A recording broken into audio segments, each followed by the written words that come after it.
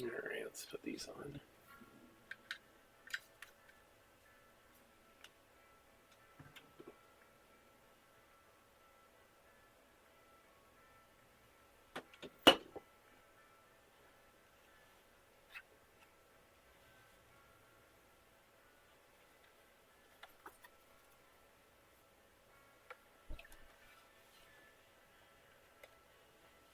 Alright. Hey everyone. J-Mac is doing his own thing. It's fine.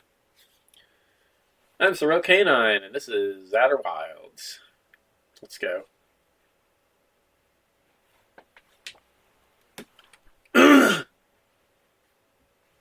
Still sick, but you know, I wanna stream a thing.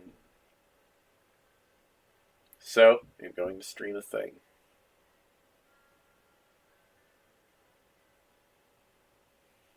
Not gonna be able to stream for much of tonight anyway, because I gotta be up early tomorrow.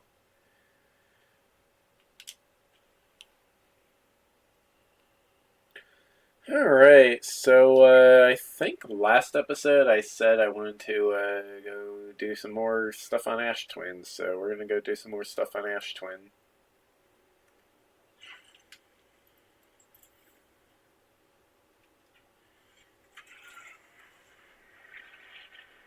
Although, you know what? No, we have some unfinished business on Ember Twin.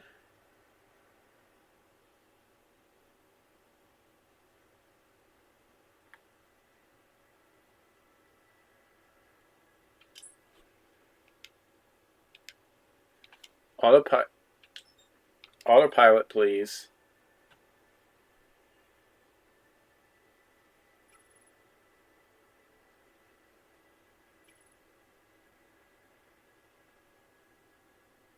Alright, I see where we want to go. We want to land near the gravity cannon. Oh, Ash Twin, please.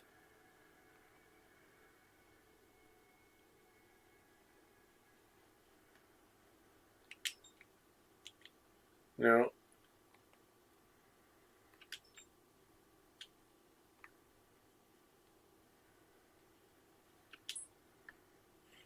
Another perfect landing. I'm wearing my suit, right? Yeah, okay.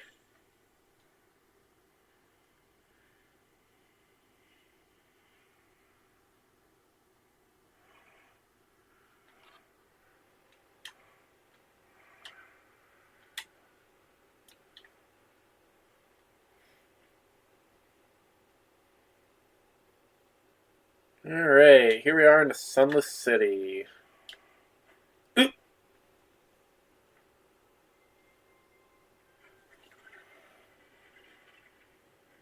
Let's go down. Once we turn on some lights anyway.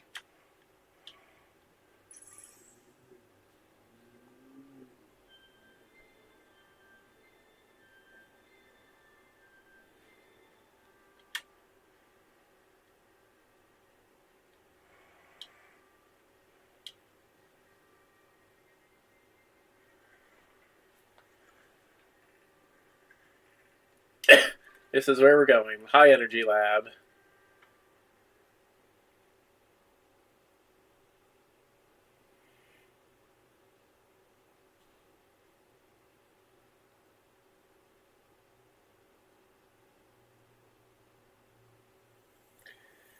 Of course, we do have to wait for this sand pit to fill up. Oop.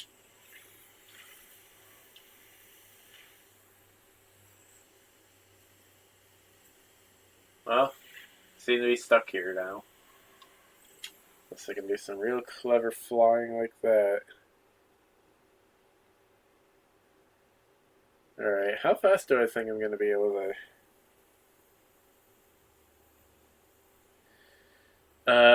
not fast enough that I feel like staying here when there's no air. So, let's go touch some wood.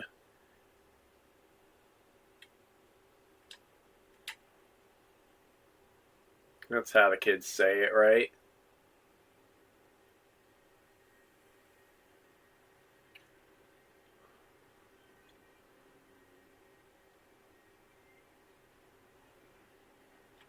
me, hubby!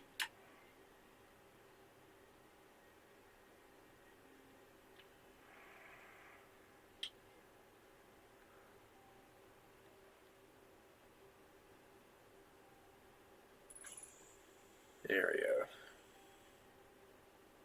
go. Alright, back then we go.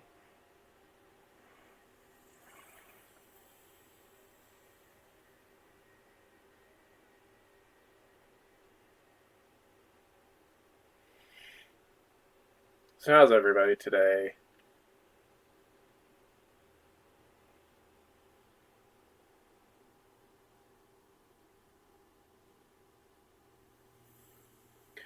Okay, yep. Gotta wait for the sand level to rise enough so we can step over those cacti. You might not be able to see them behind the waterfall, but I can see them. Just gotta wait for the sand.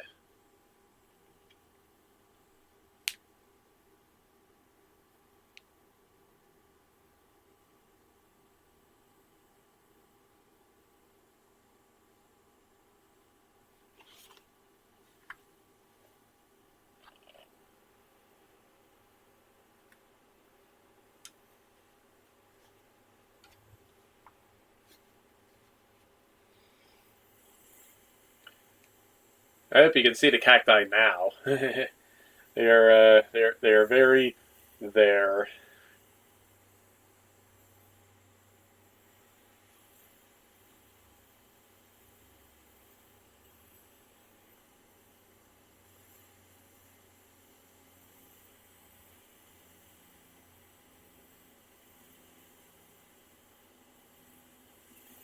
Alright, that is good. Okay, and let's get out of here before we get crushed by the rising sand. Gotta go around. Oop!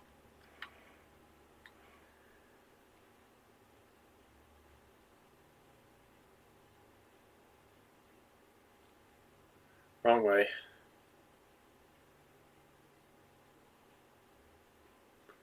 Also the wrong way. Shoot.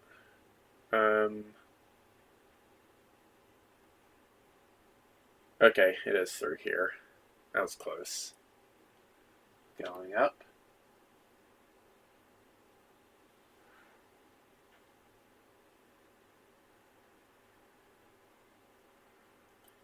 There's a corridor full of ghost matter. We definitely don't want to go through that.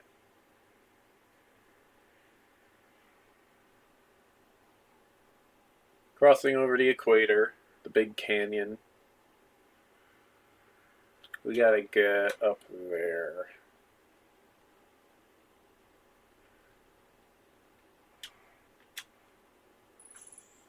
And here we are.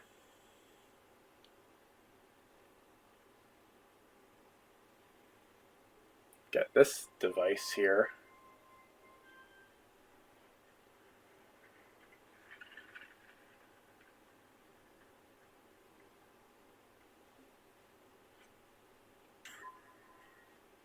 Cool.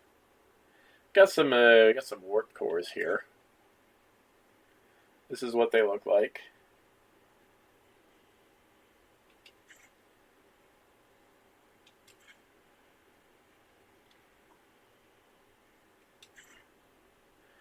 You got a little black hole and a little white hole.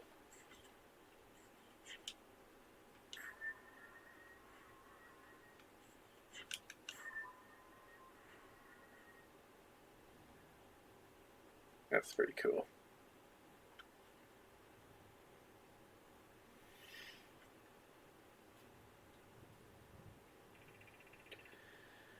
Records show Nomai arriving at the warp receiver on Brittle Hollow very slightly before departing from the White Hole station. Braimy and I are devising an experiment to test if this is a real phenomenon or simple machine error. In theory, what we want to try to reproduce is a negative amount of time elapsing between something entering the black hole and exiting the white hole at its destination. Initial things first. Our experiment setup will first pair a small black hole core with a small white hole core to mimic the setup on the white hole station. Hypothesis. It is possible for an object to exit a white hole before entering the corresponding black hole.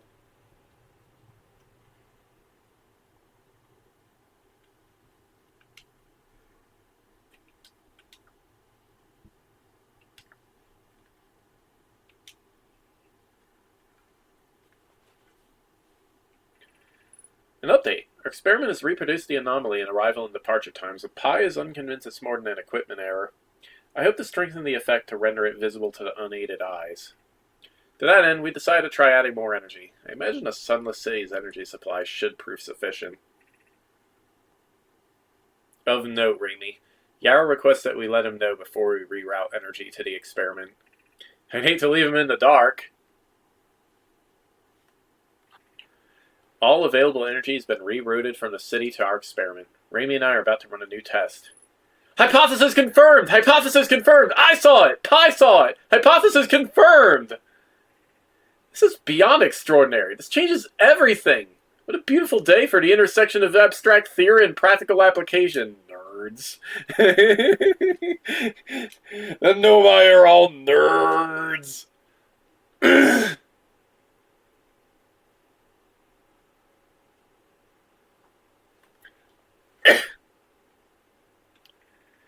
The Southern Observatory is asking if creating a 22-minute interval is possible. That is, to have something arrive 22 minutes before it is actually sent through the warp. We've learned a negative interval of time between departure and arrival can be increased by adding more energy to the warp core. Problematically, the energy required to extend the interval increases at an exponential rate.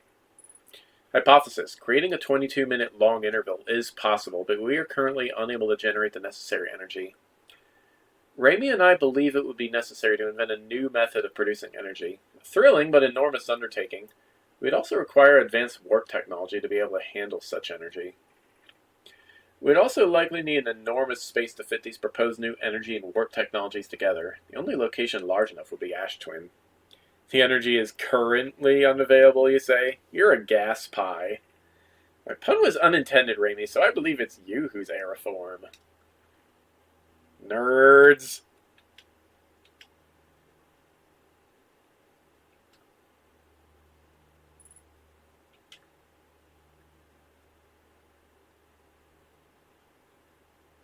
These are the warp towers over on Ash Twin.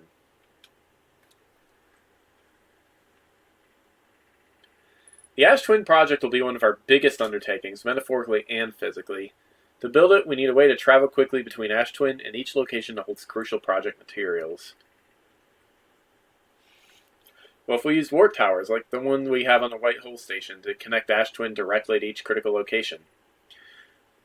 Root and I can begin to work on this immediately in the Black Hole Forge. This will keep us busy. Of note, each tower on Ash Twin will warp to a different planet. My gratitude to those who noted my imprecise language. Yes, the sun is not a planet. I believe this has been sufficiently clarified. Kindly stop reminding me. We can design each tower to visually reflect its warp destination. A giant steep tower could, for instance, resemble a cyclone. We could model the Timber Hearth Tower after a geyser mountain. So, the sun, Hourglass Twins, one for Ember Twin and one for Ash Twin, apparently. Timber Hearth, Brittle Hollow, Giant Steep. We don't go to Dark Bramble. Nobody goes there. The sun is not singing and the pants are dead.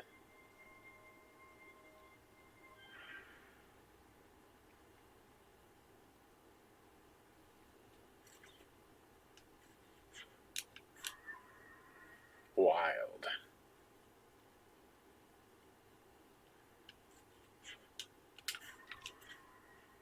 Check it out! Duplicate scouts! And we just broke reality.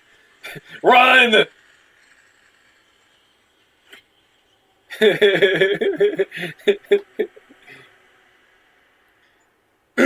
You destroyed the fabric of space-time! Yay! We made a time paradox.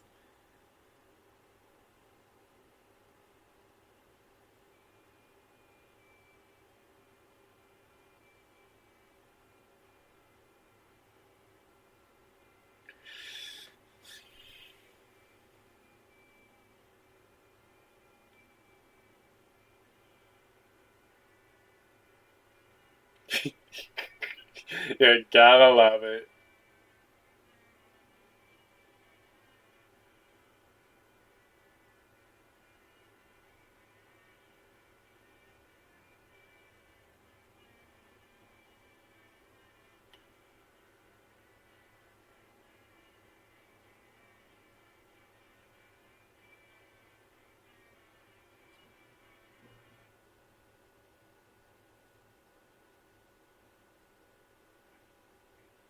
Oh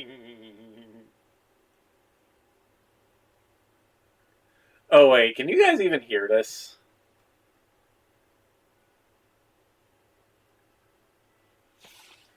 Good question. I can hear it. Okay. Right. I forgot to do a thing. Which means you missed all the kazoos, but well, we'll hear kazoos later. Um,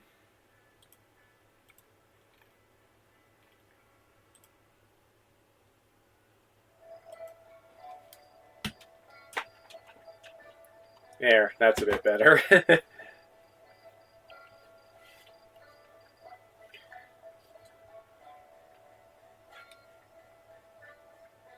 Load previous save.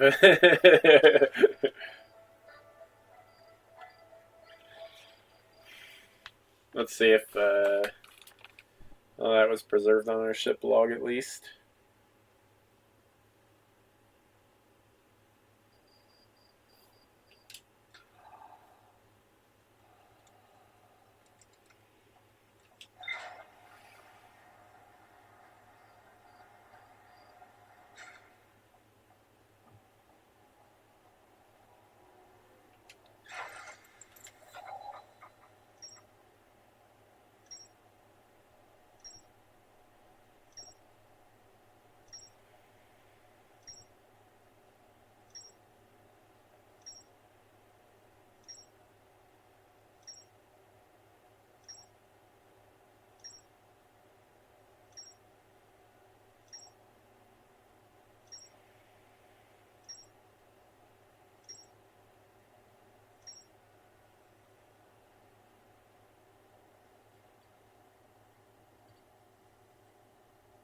Yes, okay.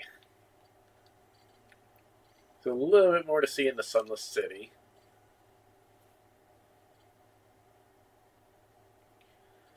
Figured out enough stuff about the quantum moon, and we've even been there. We still haven't found the probe tracking module. We still haven't found Feldspar. We haven't found the vessel either.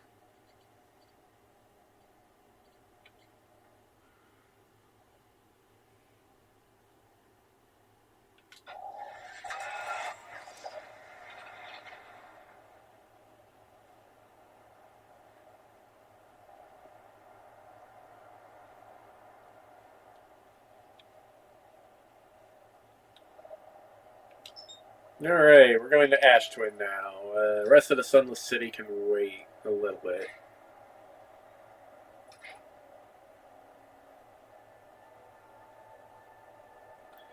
Assuming Ember Twin doesn't get in the way. No, okay. Ash Twin is the one in front. Good.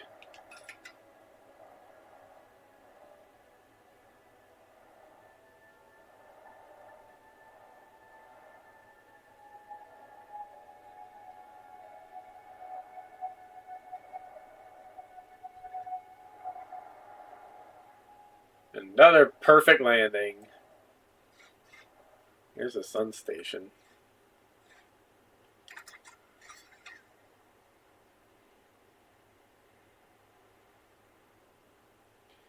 Alright, we're kind of far off from the equator, but that's fine.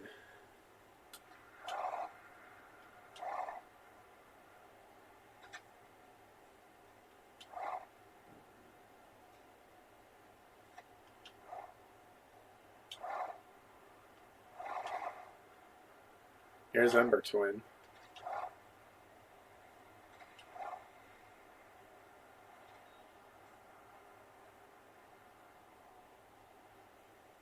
Alright, the sand is starting to drain.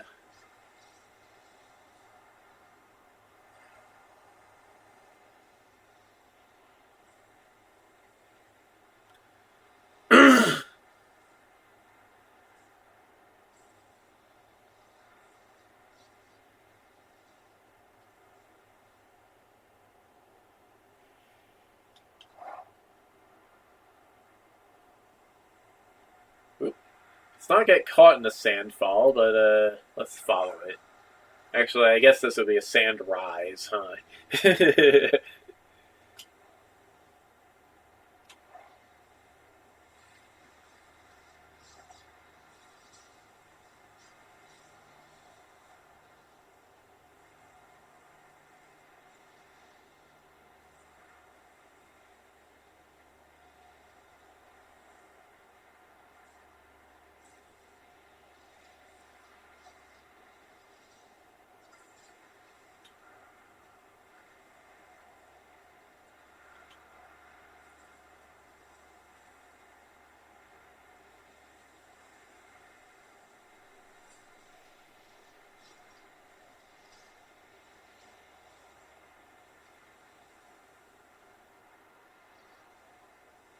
The towers are all on the equator, so as long as we follow behind Ember Twin, we'll run into one eventually.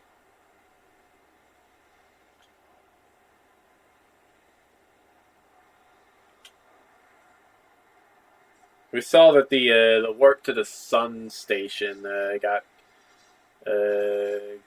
cut off pretty quickly into a run. So well, we need to wait for this to do a thing.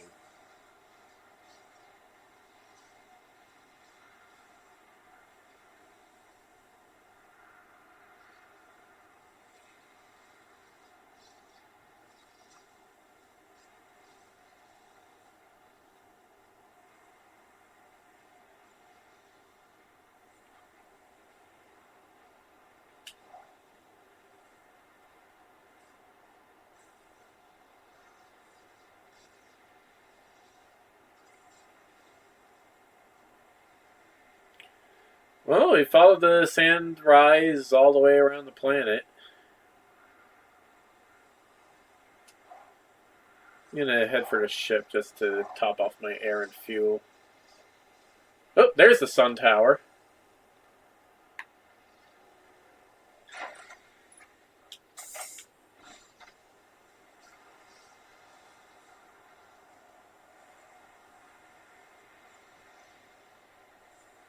There's the door I'm looking for.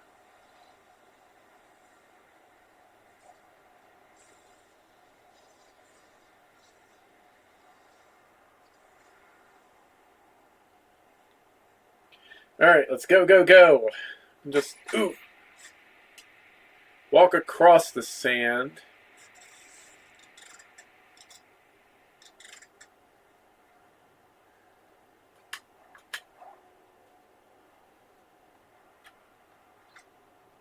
And, let's teleport to the sun.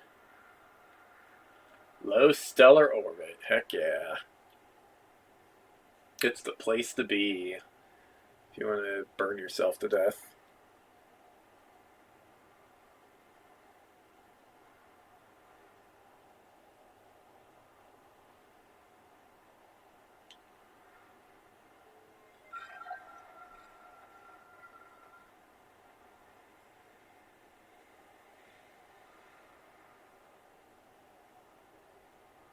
Zoop!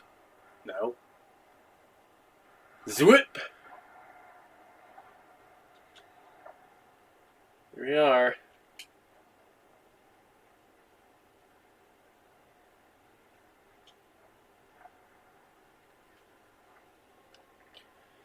$281,042 years ago. No user commands are seized for 10 minutes. All systems entering sleep. 6 minutes 35 seconds ago. Increased solar activity detected. Sun station hull integrity approaching critical levels. Closing emergency doors. Warning. Opens emergency door. So this thing has been abandoned for almost 300,000 years.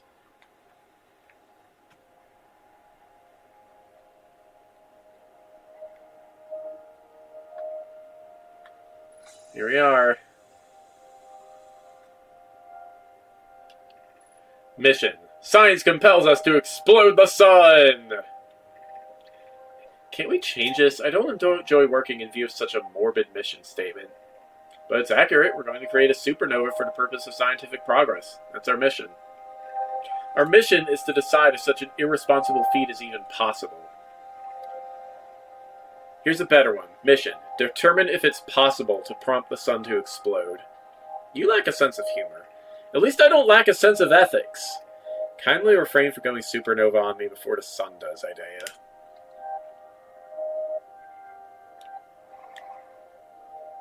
Clunk. Doesn't look like there's any other scrolls around here.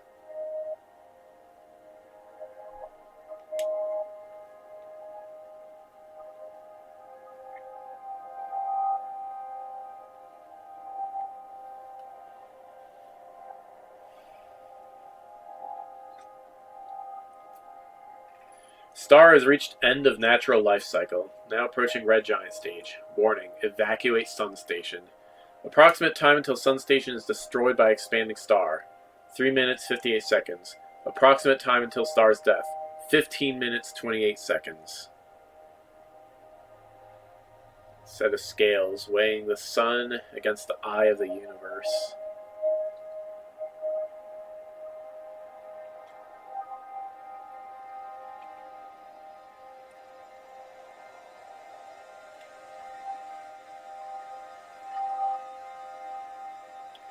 What happened? Did the sun station not fire? It fired, Yarrow, but it failed. The sun barely responded. There were infinitesimally small surface level changes, but they were barely visible, even to the third eye.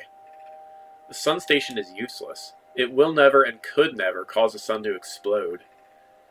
I don't know what comes next, my friends. I suppose we must start over, but I'm unsure how to start over. Return to Ash Twin first, my friend. Perhaps a change of task would help. Spire noticed a comet approaching the star system that we'd like to investigate. Pi, I hurt for you, my friends. We all know how hard you've both worked. Can only offer my compassion. How are you? How's Idea? Or well, Yarrow, or as well as can be expected given the circumstances, though disappointed. I may have disagreed with exploding the sun, but I never wished a device would fail. I hope our terrible work was finished.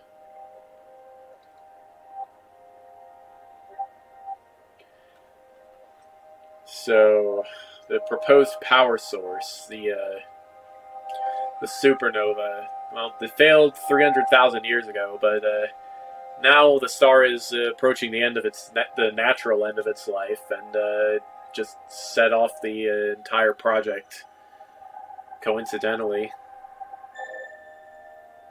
And nobody but me is around to see it, and Gabbro, I guess, but Gabbro is Gabbro. We better get out of here before we fall into the sun.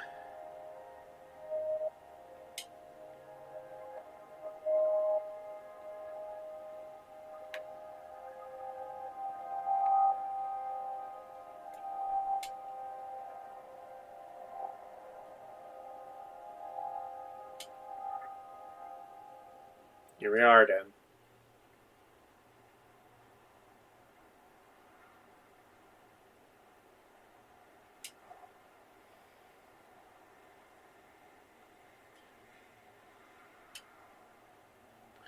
Alright, so knowing this, one of these towers is going to go off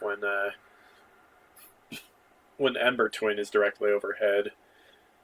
But, like, Ash Twin, we're on the surface of Ash Twin, so this warp tower the warp destination will never be overhead. So, we gotta figure out what else is going on. Alright, let's find the ship. We gotta go to Brill Hollow. Or maybe to the Comet. Yeah, let's go to the Comet. Once I find the ship, anyway.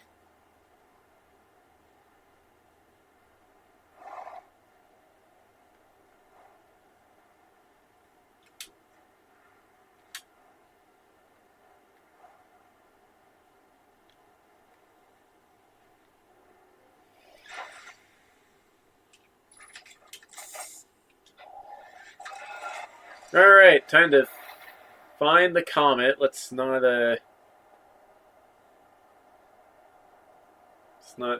fly ourselves into the sun. That would be bad. That would be quite bad. There's the comet.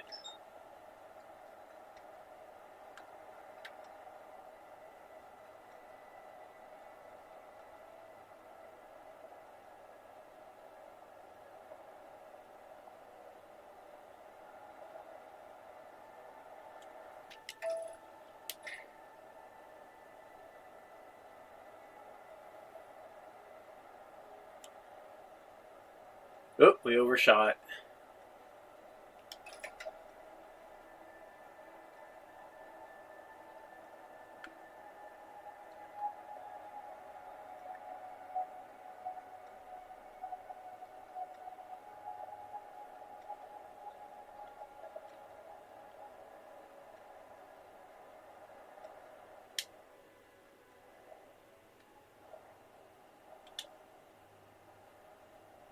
Another perfect landing.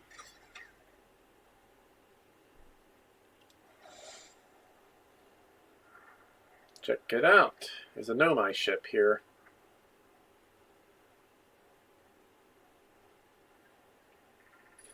This is troublesome. It seems the comet wishes to submerge our shuttle in ice. If we stay on the surface too long, the shuttle may freeze entirely. Even if it did, couldn't someone call it back home to the gravity cannon on Ember Twin? Yes, but the exploration of the comet would be more difficult if we were without the shuttle until someone recalled it. Perhaps we shouldn't have landed on the dark side of the comet. Suppose one of us remained in the shuttle to keep it warm and continue monitoring the surface. This would be wise. I think, Clary. If you don't mind waiting here with it, Poke and I can continue to investigate the surface.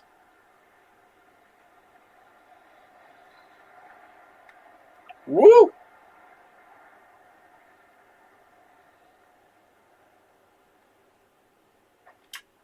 The old stellar flyby there. Ooh, ice. The ice is expanding. Alright, so if we want to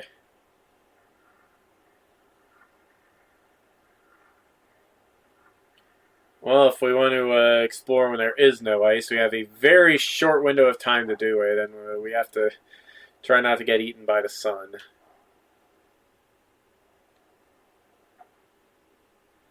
This looks curious. Yeah, I don't think we're gonna have time to get back before the comet flies into the sun or something. There's a white hole.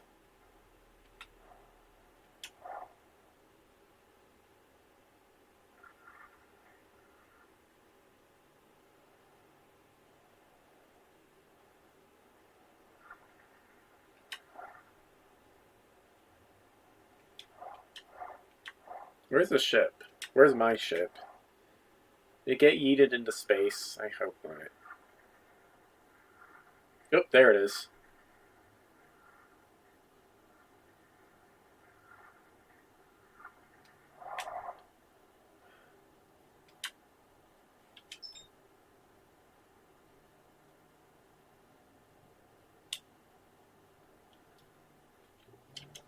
What?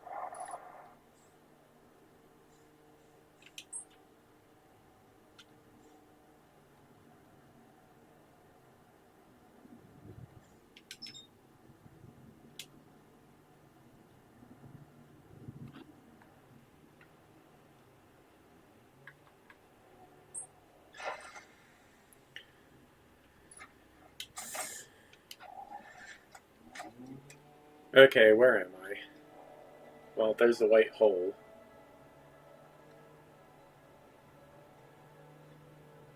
Here's Dark Bramble. We want to go to Brittle Hollow. Well, maybe. Might not have a lot of time to do anything, actually. So, I don't know. Let's go, check in with Gabbro or something.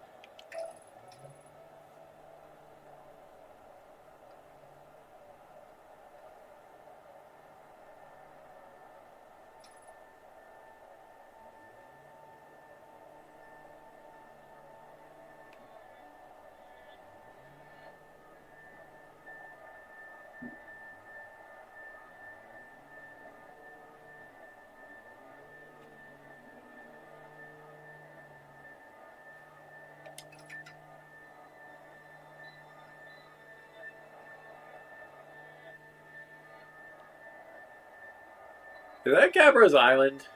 Probably.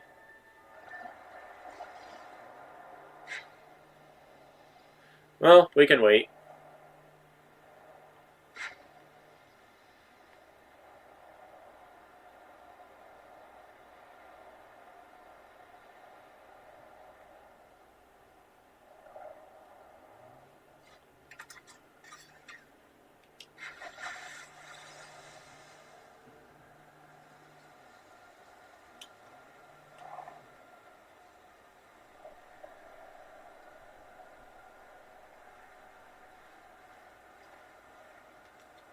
You know, I kind of wish I built a hammock here before we ended up in this time loop.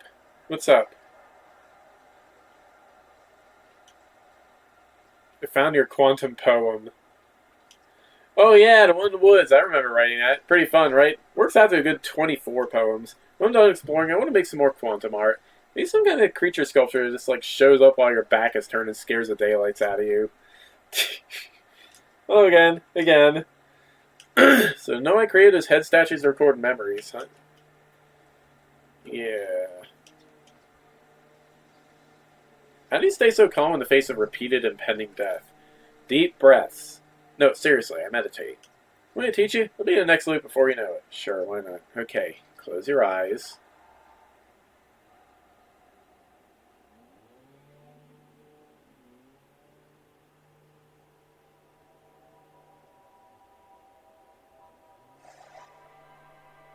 Alright.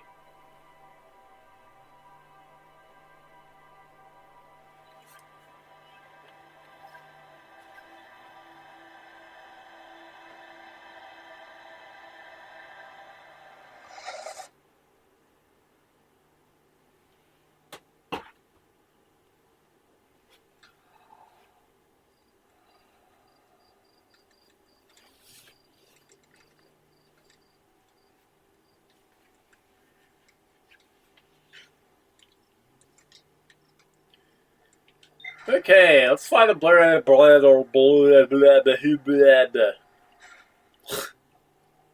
Brittle Hollow.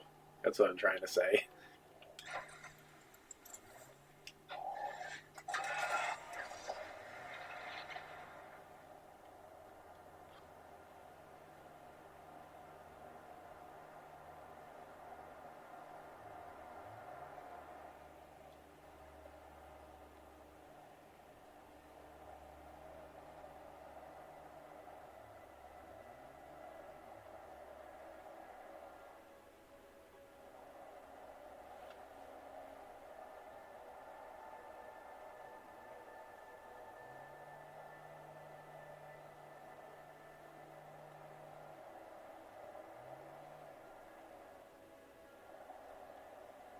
Where's Brittle Hollow?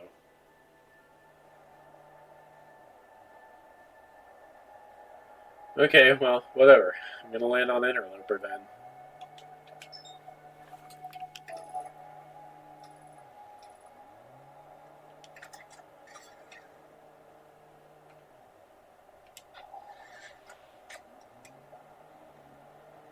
There's a white hole.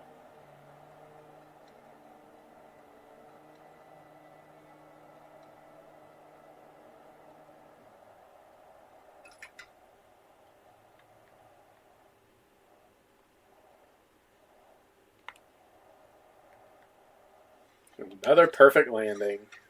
Like, not even ironically this time. That was pretty good. I've always wanted to go ice skating on a comet.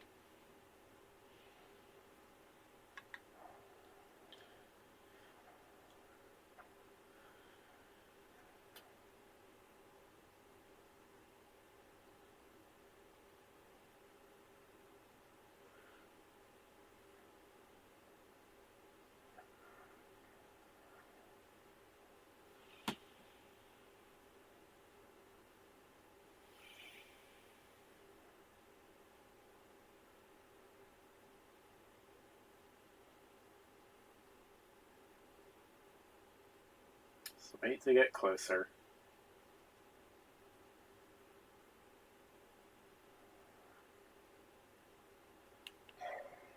Oh yeah, we can see the map here. That's pretty cool. Oh, we're crossing within Brittle Hollow's orbit.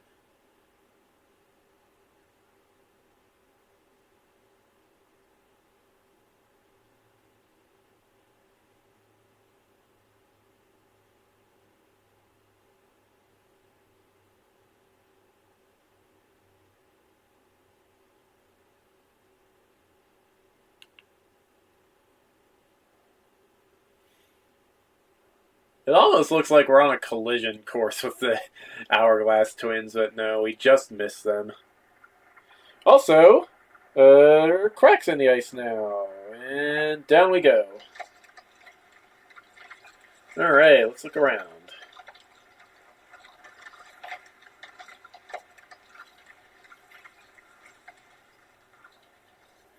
Ghost matter. Lovely. Hazard. Alright, not going that way.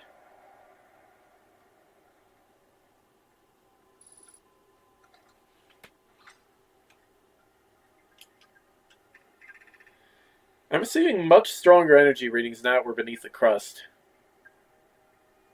Whatever it is must lie somewhere below, closer to the comet's center, and I'm starting to think it's more dangerous than we realized. Clary, can you hear us?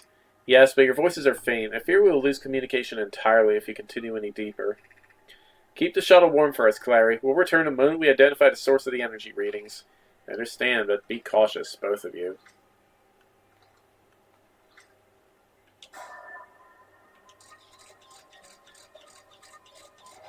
Oh, that goes right through some ghost matter. So's that.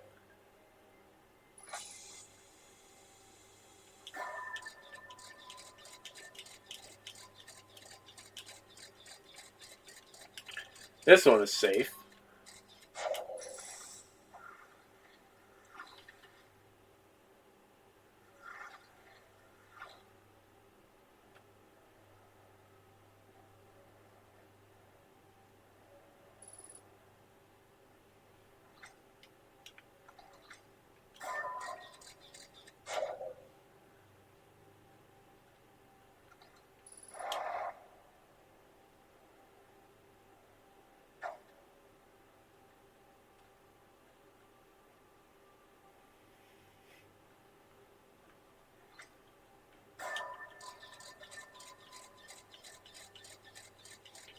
Right, and then left, and then... and then we go around and up. Okay.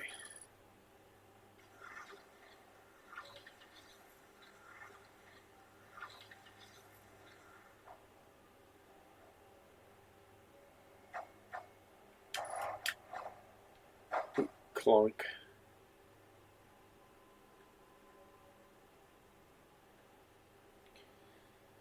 This must be one of the three that landed here. Whoa. Ghost matter crystals, but no ghost matter.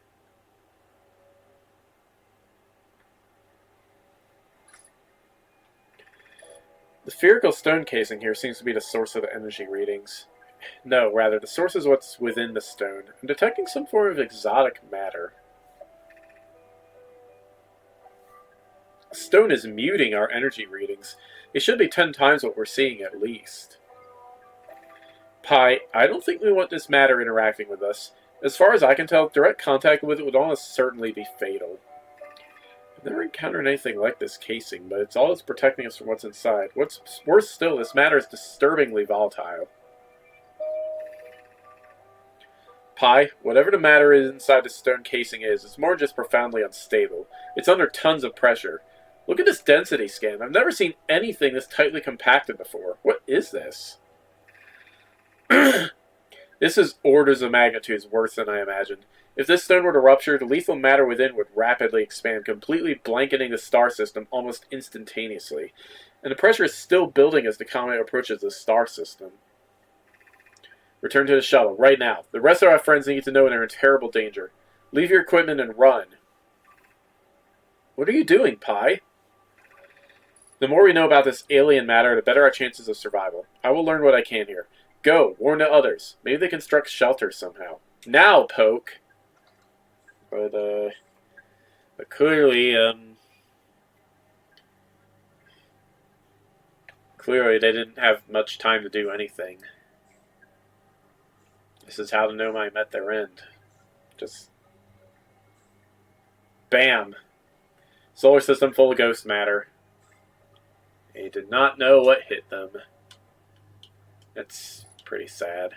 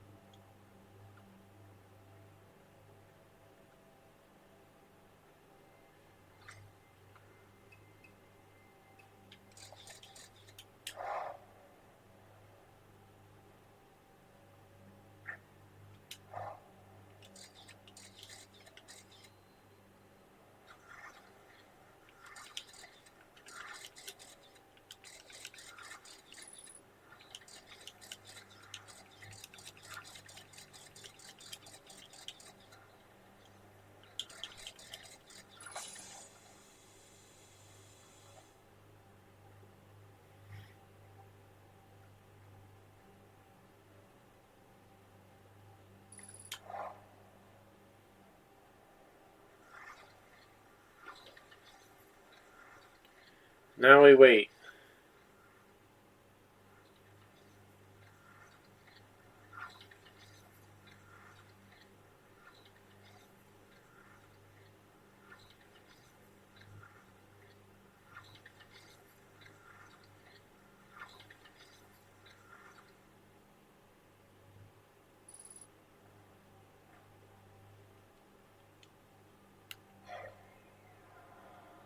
Oh, we're way out.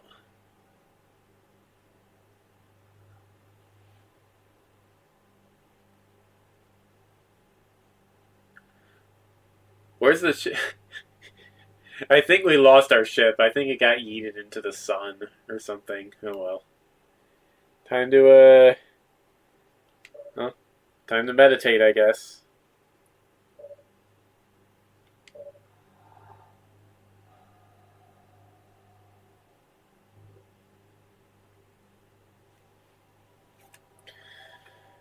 Alright, now let's go to Brittle Hollow.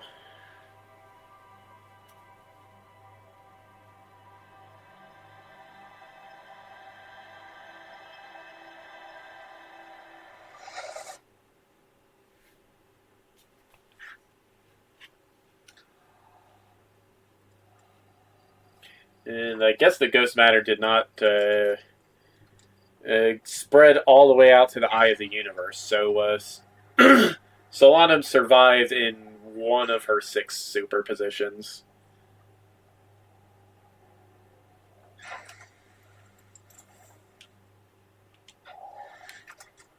You know, being 5/6 dead is still pretty bad.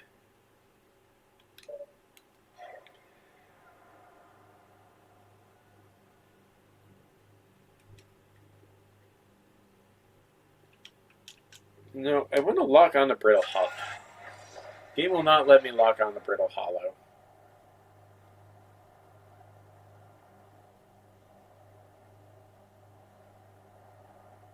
Where is Brittle Hollow? There it is.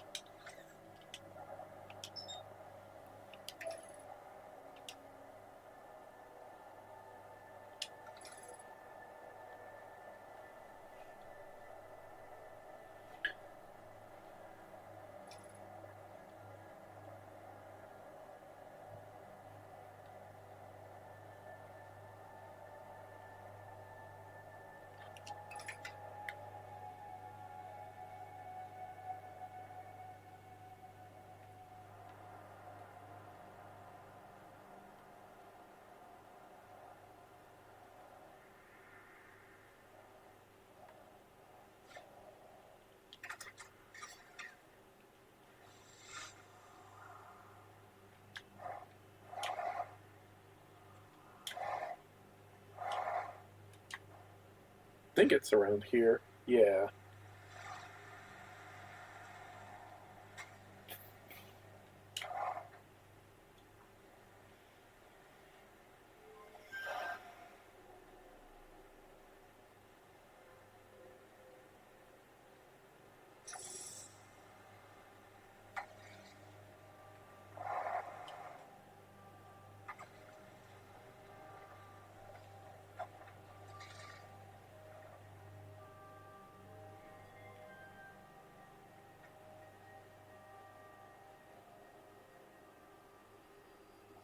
Oh yeah, we're not making that jump. Oh well.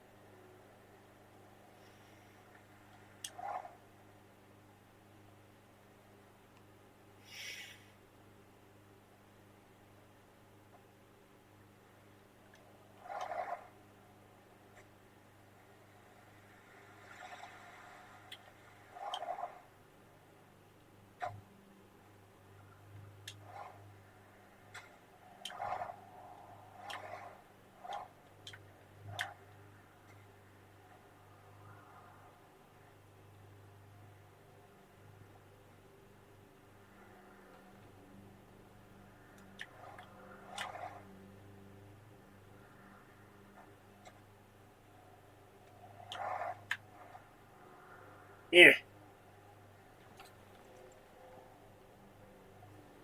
Oh dear. This is a problem.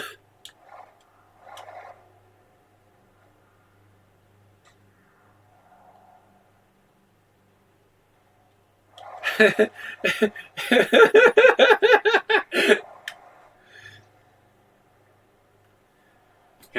I limbo?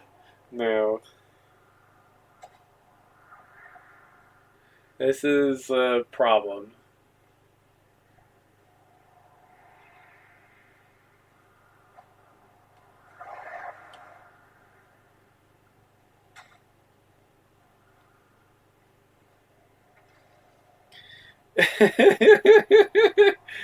Dang it.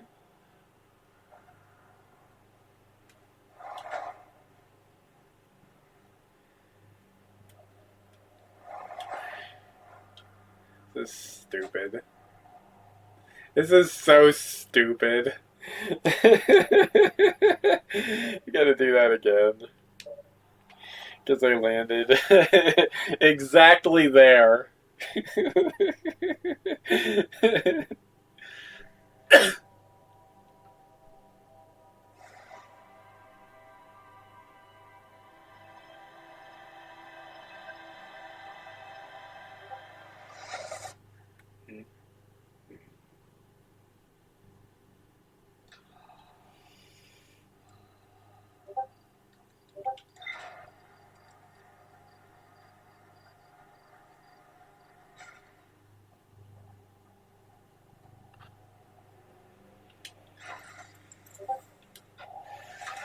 Alright, let's try that again.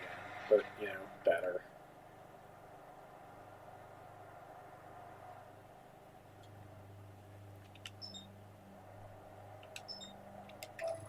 There. We found Brittle Hollow. It wasn't even that hard.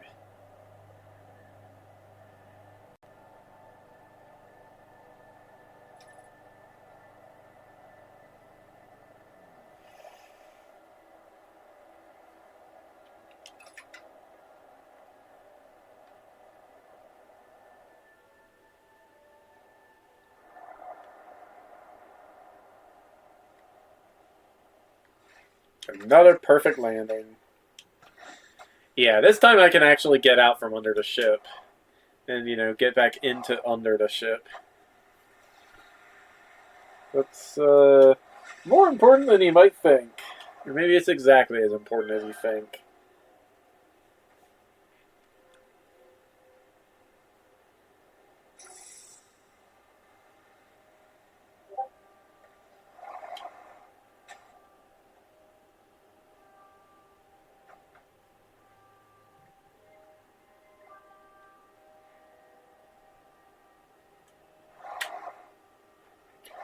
Huh?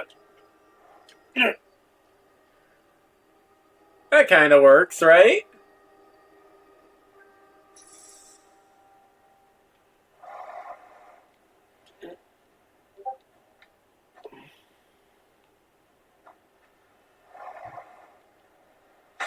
Ow.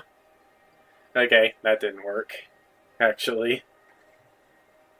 Can I make that jump? Apparently not. Into the black hole I go. That's fine. I'll be warping back to the North Pole, and the ship is, like, right there.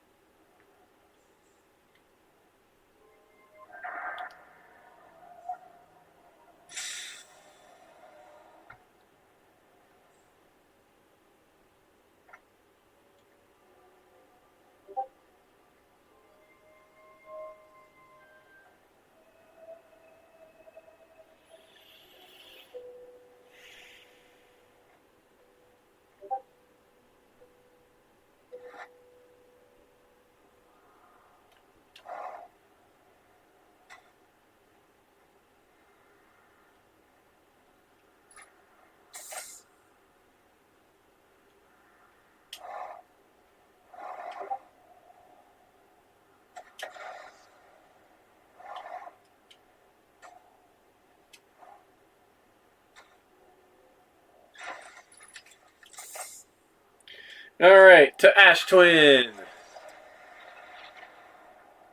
You're not Ash Twin.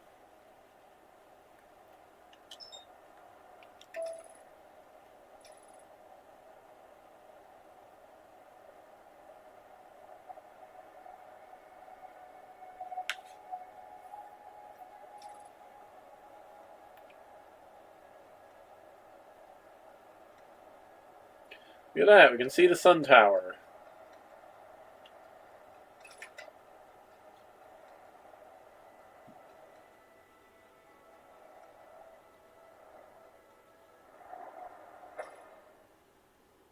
Another perfect landing.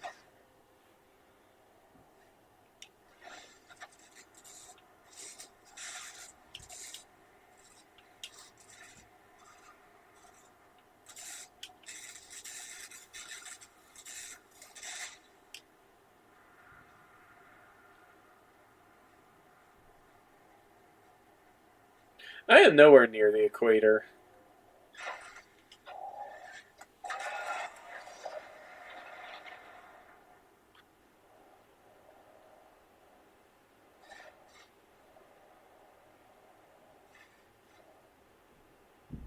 This is probably fine. As long as the ship doesn't have liftoff. Maybe I better wait inside the ship.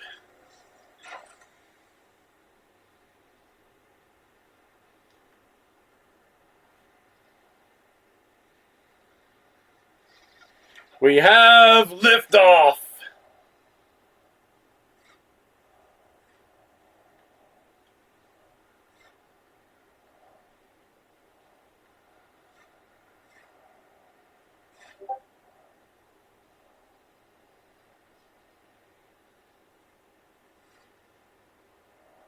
Yep.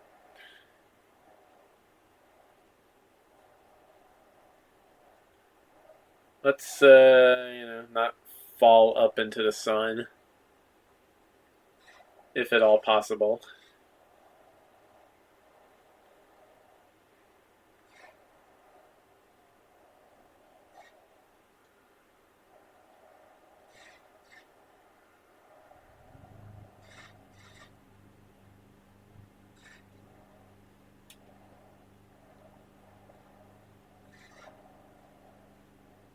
I totally know how to fly this ship, guys.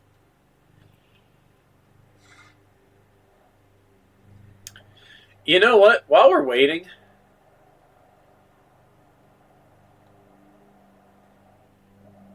let's check out this gravity cannon.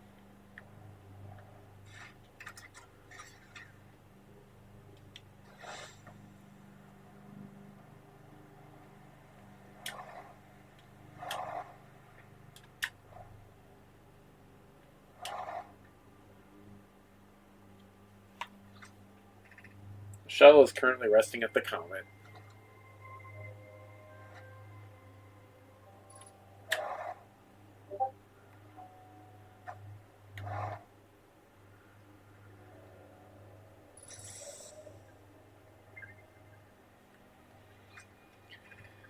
I fear our situation may be dire.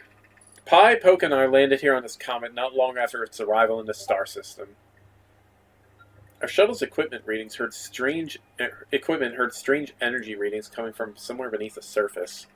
Pi and Poke were able to locate a fissure in the ice on the comet's sunward side, and they descended inside to investigate the source of the readings. But Pi and my sister have been gone for a long time now. They haven't contacted me since descending below the surface either. Should I leave the shuttle to look for them? I want to follow protocol, but I don't know what I'll do if they aren't well. Poke, Pi, come back to me safely, my friends.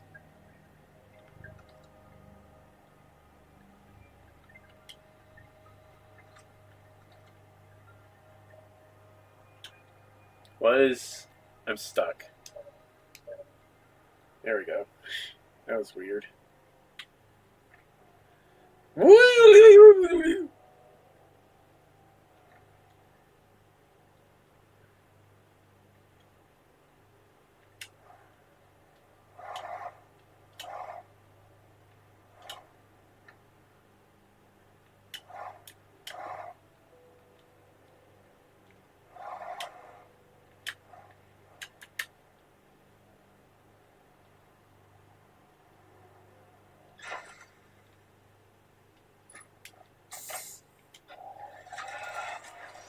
Alright, where's Ash Twin? There it is. Hey, we can see some stuff now. We can see, I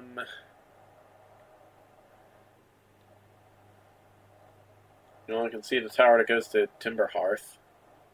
Another perfect landing. Thus says, Spaceman Spiff. This is the tower we want.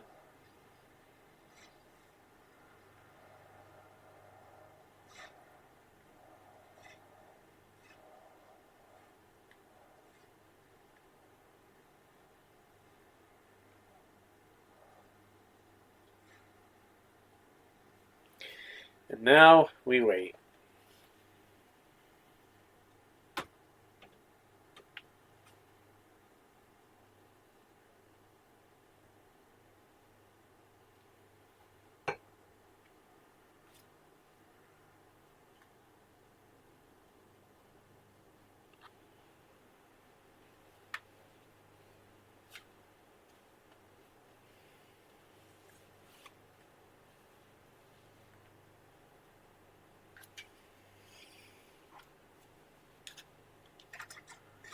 Alright, that's enough waiting.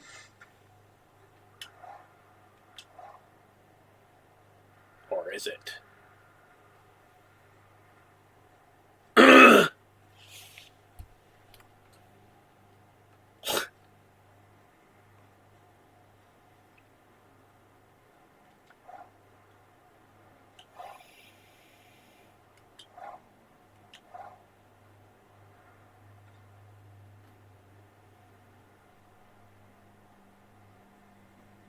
This looks like an entrance.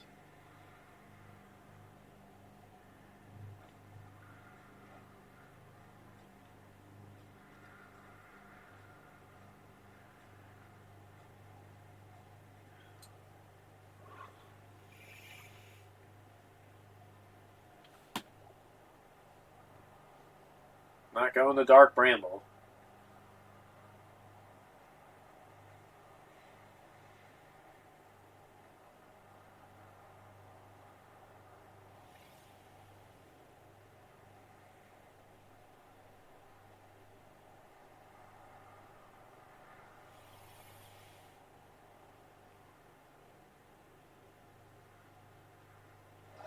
Oop, there we go.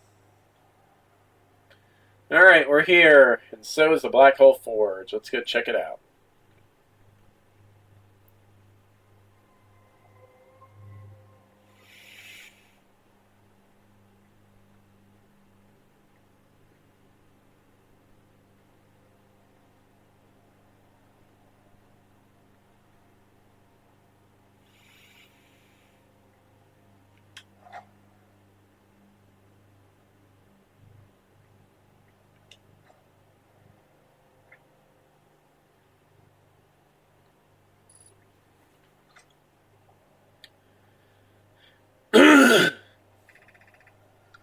Where am I taking this first black hole core? And where am I taking the remaining cores once they're ready? All the warp towers are being constructed on Ash Twin, so the black hole cores will go there. My gratitude. In that case, Poke, Clary, and League for delivery. I'll send Yarrow your regards. Poke, I'll return to the forge shortly. I'm going to catch up to Root and help him deliver the first core to Ash Twin, just to make sure Yarrow receives it. Of course you are. The white hole cores are for the warp receivers. Each of the 6 receivers being constructed at different locations, so those deliveries will be a greater pain in your cervical spine. The tower designs in a high-energy lab on Ember Twin reveal each receiver's location. Ask Yarrow. He's familiar with them.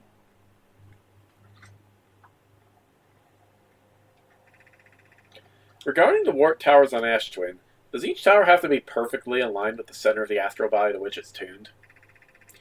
I enjoy precision as much as the next Nomai, but if, for example, a tower's base were to shift even slightly, that tower might no longer align with its astral body. More accurately, I enjoy precision as much as the next Nomai, provided the next Nomai is not Poke.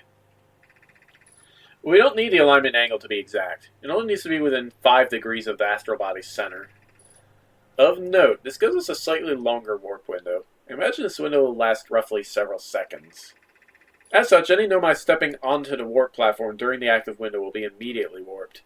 We'll need to be careful around the platform for the duration of the time it's active to avoid accidental transportation.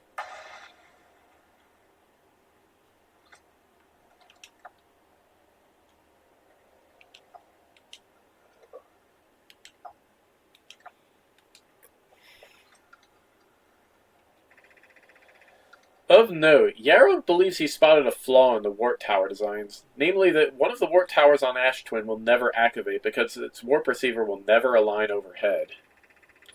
Does your romantic interest think the warp tower's alignment point is its receiver? Does he not know the warp tower always aligns with the center of its corresponding astral body? That isn't an unreasonable belief, given the receiver does have to be located on or in close orbit around the relevant astral body. I seem to recall that was your understanding of warp technology at first. No, Yarrow understands the distinction. He likely doesn't realize the Hourglass twins are so close together they function as a single astral body with a shared alignment point in between them. Alright. Well, that is a big clue. Because we have this thing here. I have good news, Yarrow. The advanced warp core is ready to be installed in the central chamber of Ash Twin. I'm intrigued, love. Everyone here working on the Ash Twin project is excited to see it. Pi is beside herself with joy. No, it isn't! Is everything well at the forge? The core's durability could still be improved. I need more time. Ignore her, Yarrow. The core is finished. If my sister tells you otherwise, then she will be finished as well. Don't worry, love. Poke is only nervous. The core is extraordinary, and her design work is beautifully clever.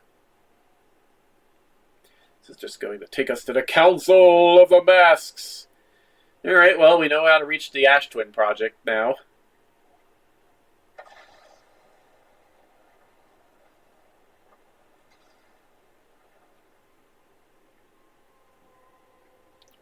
But yeah, what to do about the time loop? We could shut it off, but then we die. Whoops.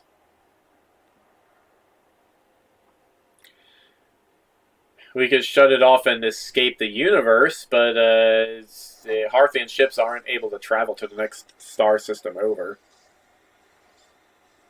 So that's a no-go. Whoop, let's wait.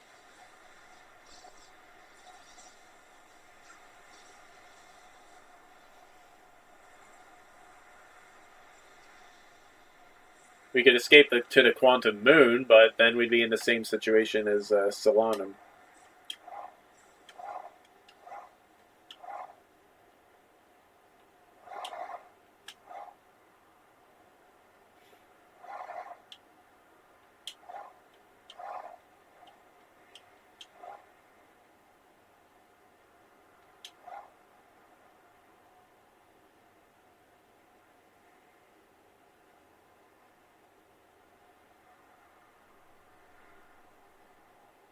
Oop, there's Ember Twin. Okay. Let's get ready. So while Ember Twin is directly overhead, we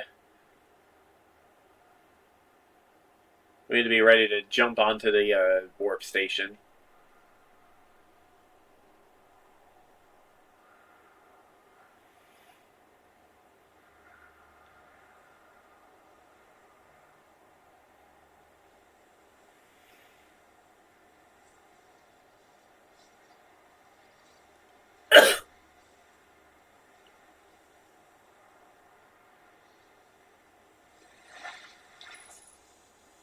Here we are.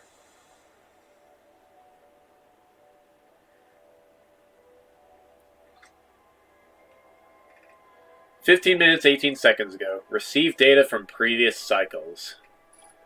Masks receiving data from probe tracking module, Giant's Deep memory statue, Timber Hearth memory statue.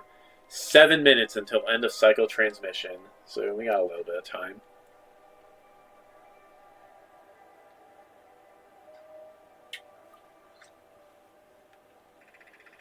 Today, we finished the excavation of Ash Twin. Here in this space we carved, we will craft our most ambitious project yet. The Ash Twin Project, powerful enough to send information back in time. We've also finished relocating all subterranean plants we met while digging. We'll need to keep our eyes on how significantly we've altered the environment here. How far we've come since our experiments at the High Energy Lab, it's still hard to believe Ramey's hypothesis was true.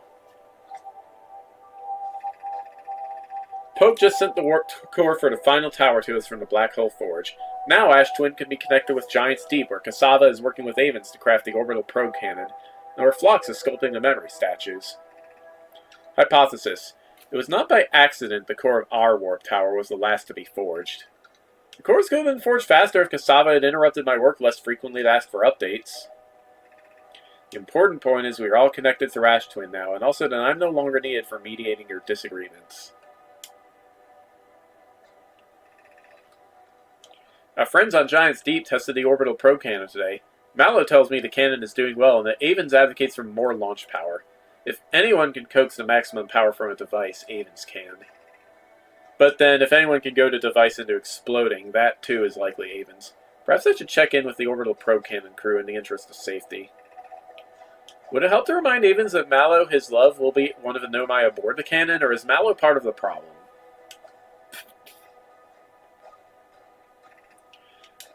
Phlox and Daz finished the memory statues today, and they are truly remarkable. When the Ash Twin project succeeds, or in the event it fails, the memory statues will activate, allowing us to gather more data before we shut down the project. Pi and Idea have worked hard on the Sun Station, and it at last is complete. If everything goes as planned, the structure will prompt the Sun's explosion, which will in turn supply the power the Ash Twin project requires. I'm impressed by their mental fortitude. This was the project's most difficult task in more ways than one. We're nearly ready to activate the Ash Twin project. Here's what will happen. First, the Sun Station will prompt the order to fire at the Sun, prompting it to explode. Using the energy from a resulting supernova, the Ash Twin project will send the order for the orbital probe cannon to fire back in time by 22 minutes. Exactly 22 minutes after these orders are received, the Sun Station will again trigger the supernova to send the probe data from this cannon launch back in time. In total, each cycle created by the Ash Twin project will last precisely 22 minutes. We can end this cycle at will. These words are difficult to write. The Sun Station did not work. However, this is the closest we have ever been. The Ash Twin project is theoretically sound.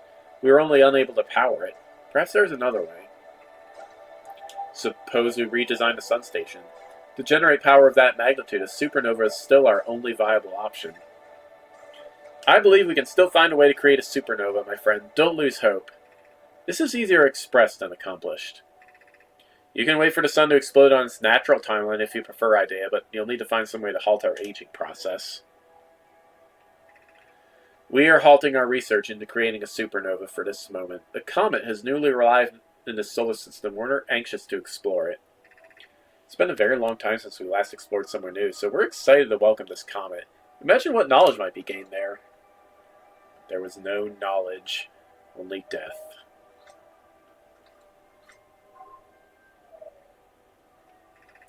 Artificial gravity control.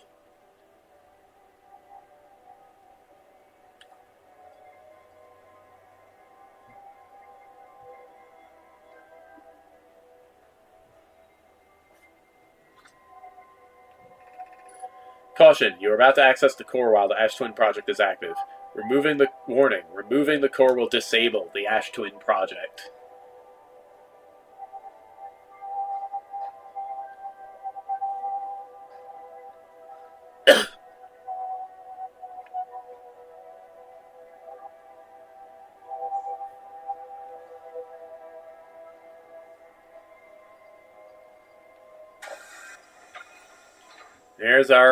There's our warp core.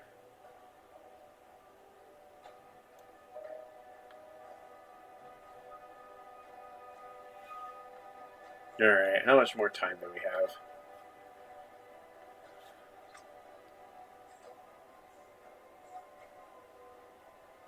Five minutes.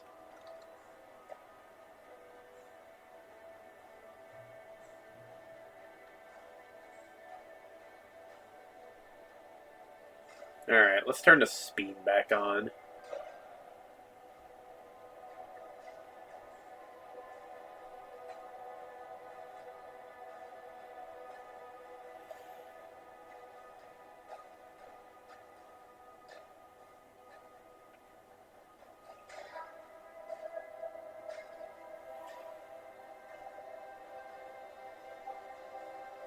So yeah, we still don't really have a plan for now, but might as well stick around to watch what happens, right?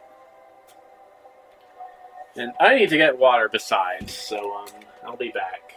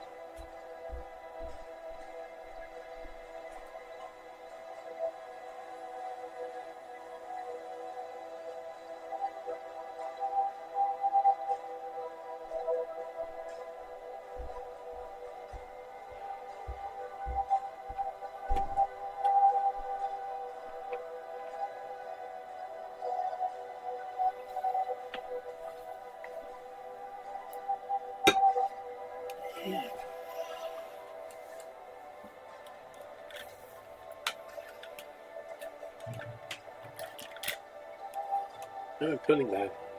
It's not the right. It's not the right headset.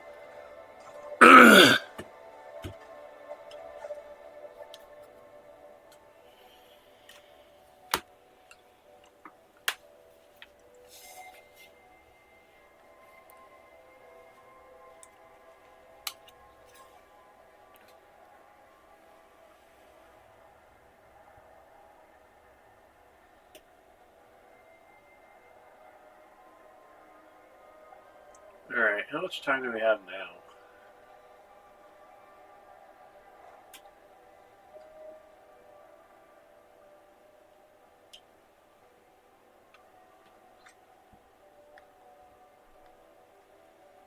Two minutes.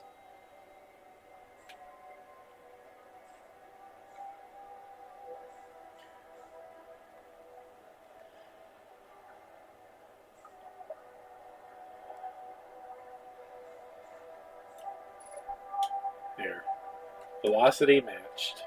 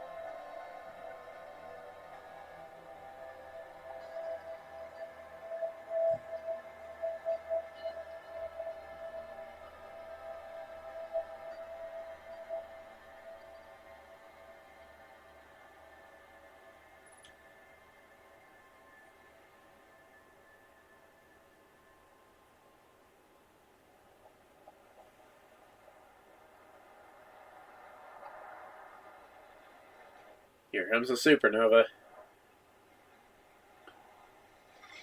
Ooh, a black hole.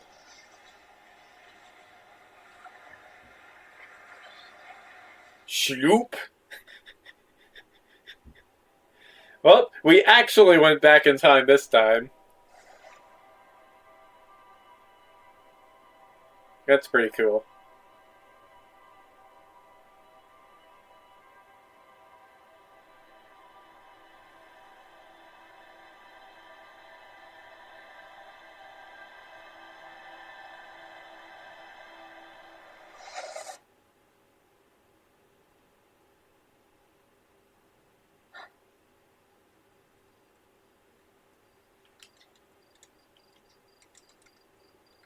Someone's going to go supernova, by the way.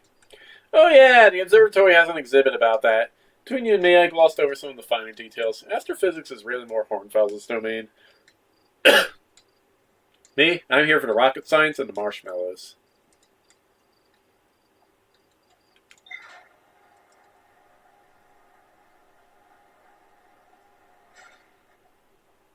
We better get back to Ash Twin and figure out what just happened. Because, like, it doesn't make sense for the black hole to have sent information here.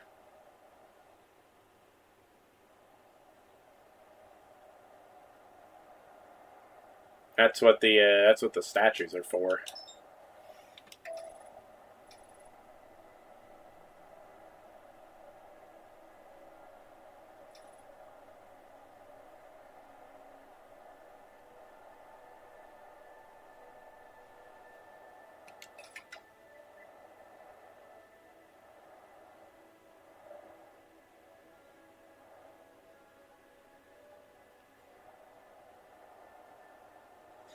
Another perfect landing.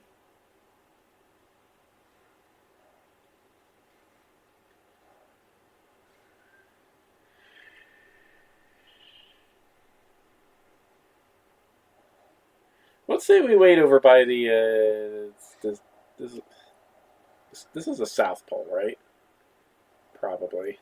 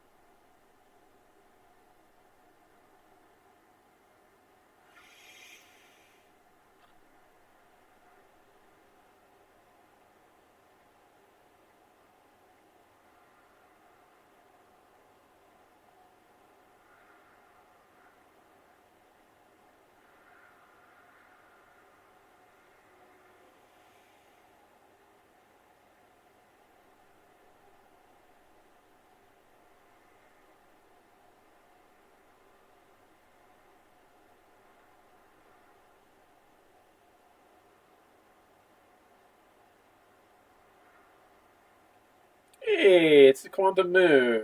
Hey there, quantum moon. You exist.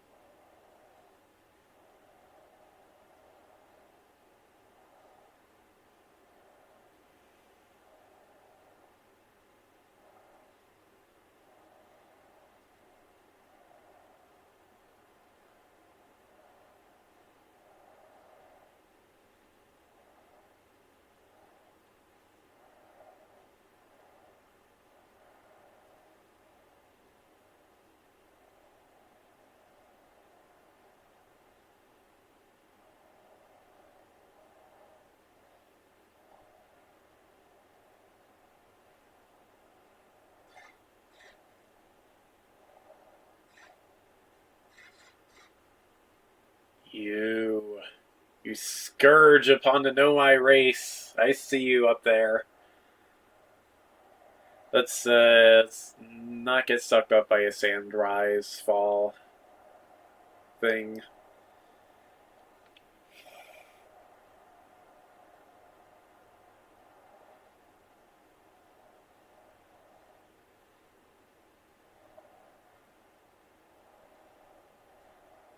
Where am I even going?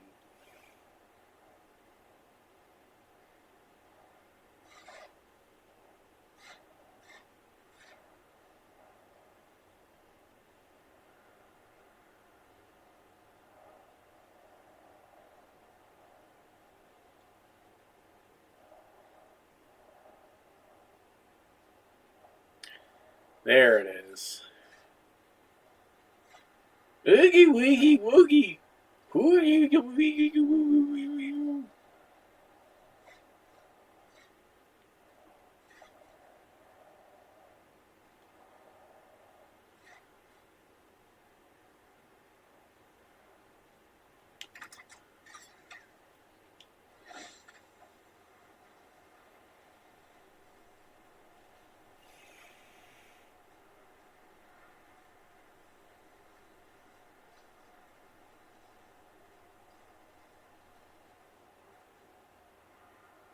Alright, yeah, maybe we'll be ready by the next cycle.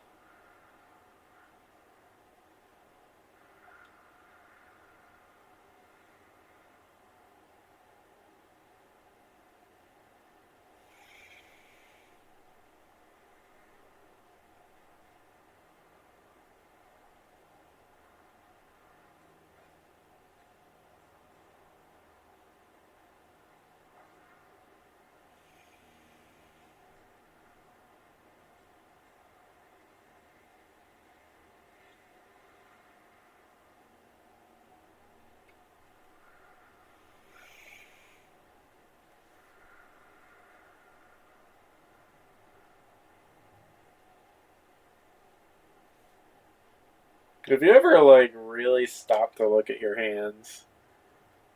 Crazy, man.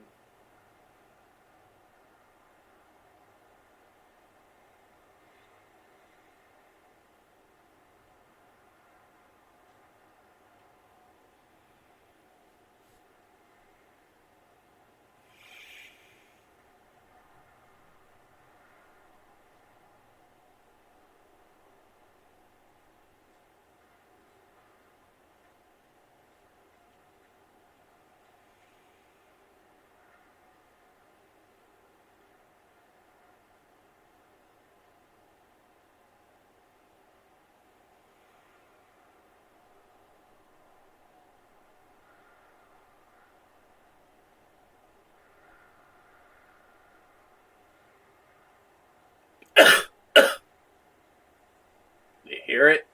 Here it comes.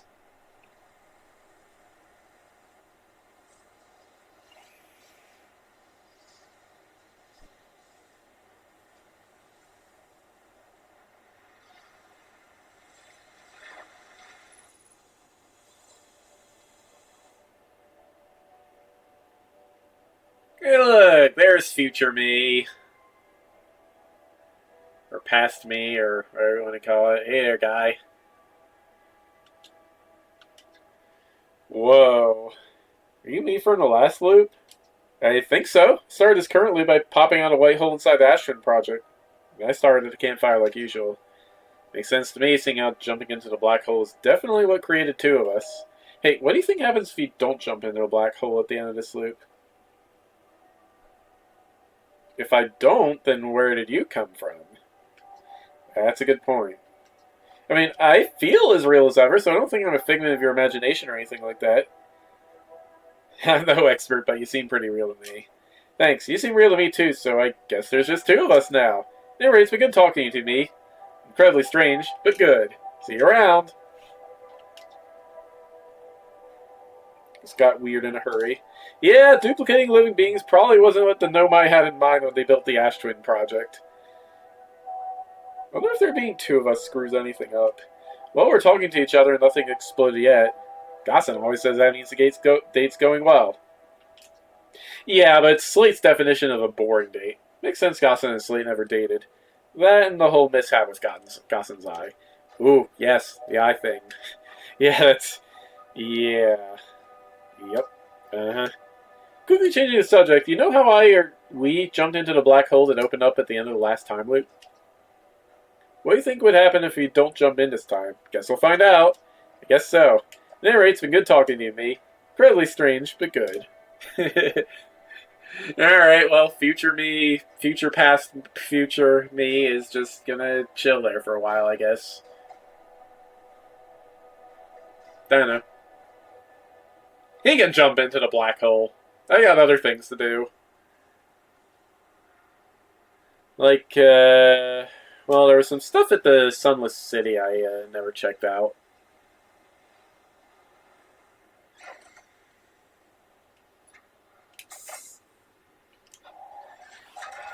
Like the stepping stone cave. We never went there.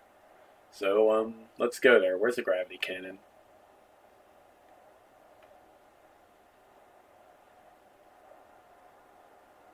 That's the energy lab. High energy lab. Eeg! Here it is.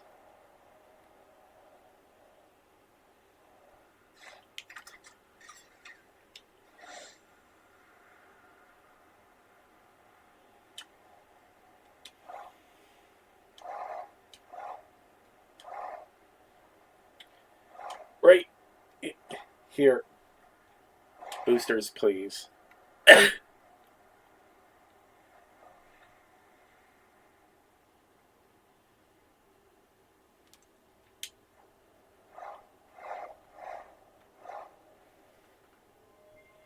Should have plenty of time to check this place out. Excuse me, lights.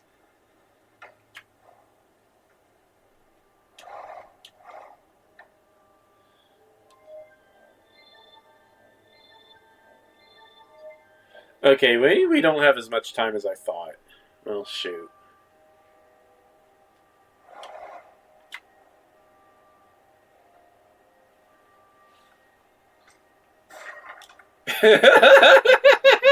Wrong tool.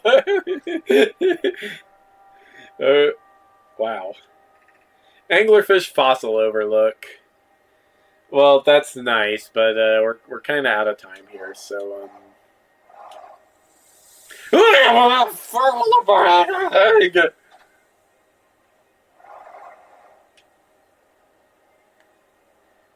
Sand, please. Oop. Oh bugger! Oh bugger! Oh bugger! Ow!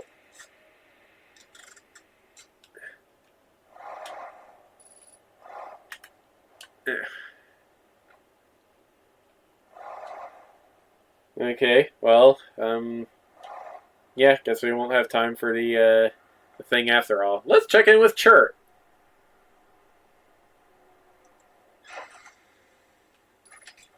Gabbro 2.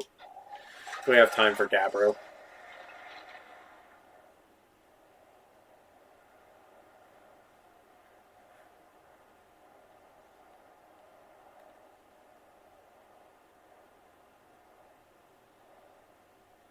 I think this is the North Pole. Yeah.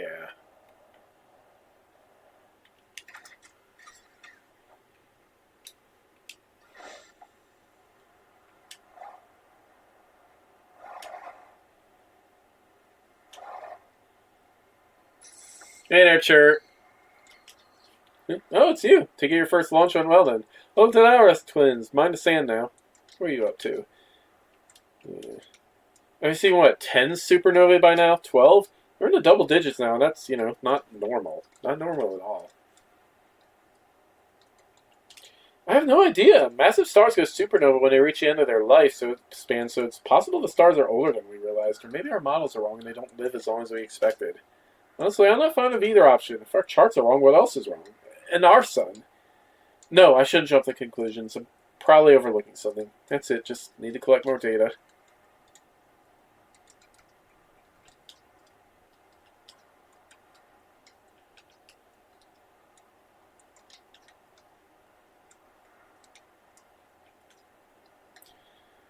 I found your notes about the Attlerock's main crater.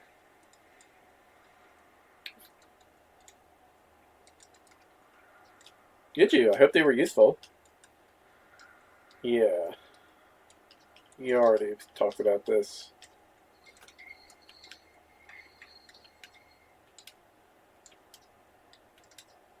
Found Nomai writing about the sun station.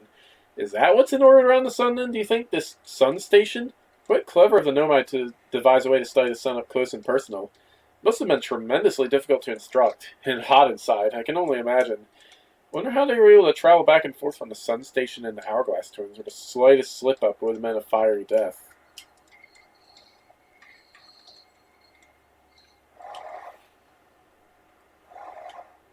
Alright, let's go talk to Rebeck or Gabbro.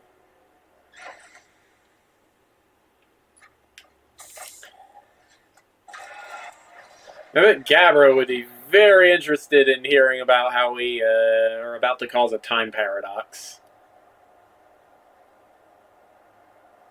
Where's he at?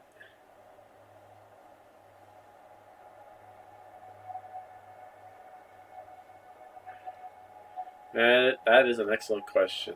There he is.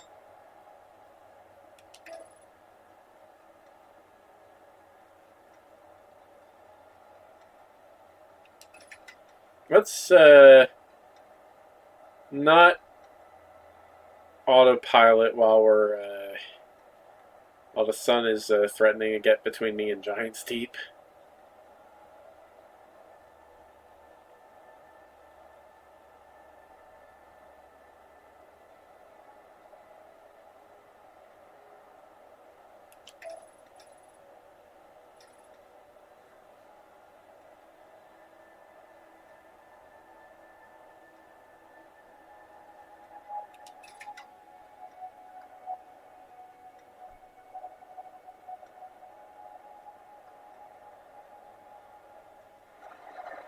Oop, big storm.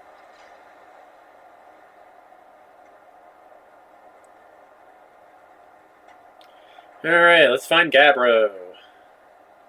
Here he is. He is continuing to be a bro.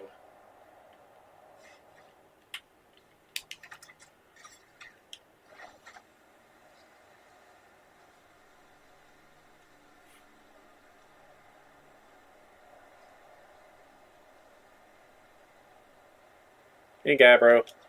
Hey, time pal. Nice weather we're having, huh? Wait, have I used that one before? I found something. I found the source of the time loop. Wait, whoa, really? Did nobody carve out Ash Twin to build a time loop device inside? That is wild. Now we know it's causing a loop then, and if it's caused by a device, that must mean it had to be switched on, right? Huh. Hey, what do you think would happen if you turned off the time loop? Like, there's a part of me thinks maybe you shouldn't, what with the sun blowing up and all. And again, who wants to spend eternity being blown up by the sun? Well, I'm no time loop expert. I'm just gonna sit here and ponder the intricacies of time and space. You take a nap too if I feel like it. Found no masks inside the Ash Twin project. You're saying the statues were made so memories could be sent back in time? I guess that makes sense, considering we both have our memories of every loop we've gone through. Wait, it's just our memories being sent back in time to us, right? Then are we really experiencing multiple time loops or not? That's pretty deep. Like, maybe our consciousness has been traveling through all these loops, but maybe our bodies haven't, because technically the loops never happened. Meaning we're receiving memories of things that will never happen to us. Cool, huh?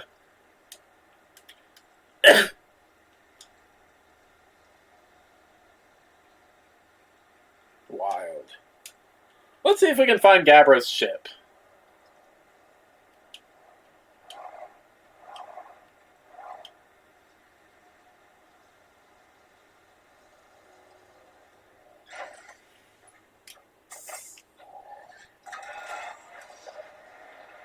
Whoops.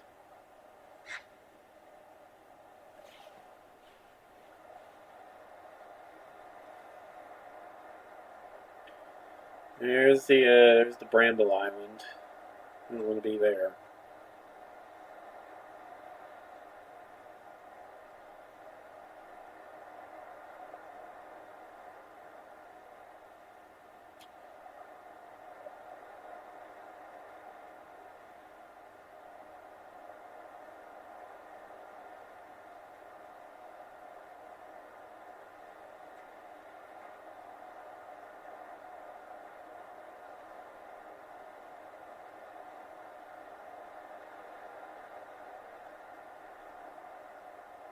We're storm chasers, baby.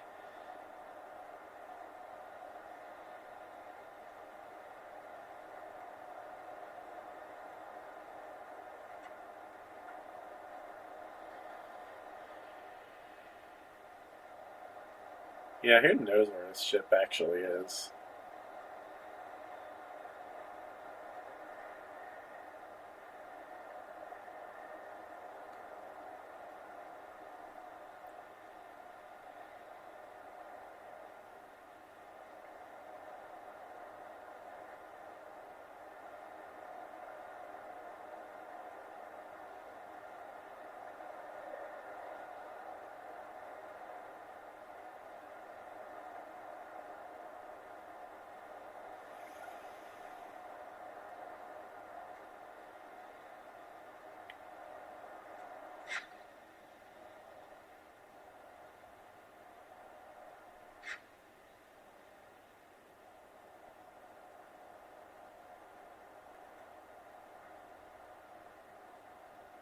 I don't know if we're going to be able to find this ship. We're out of time anyway. Oh well. Let's just go find Gabbro and chill with him, I guess.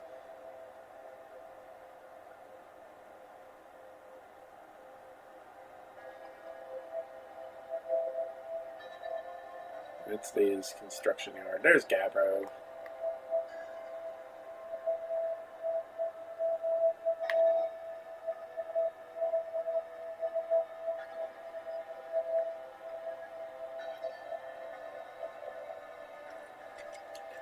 Yeah, it doesn't matter. We're in a time loop. Who cares if I wreck the ship, right? Ow.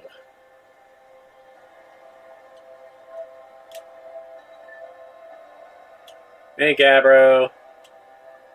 Ready for the next loop, buddy?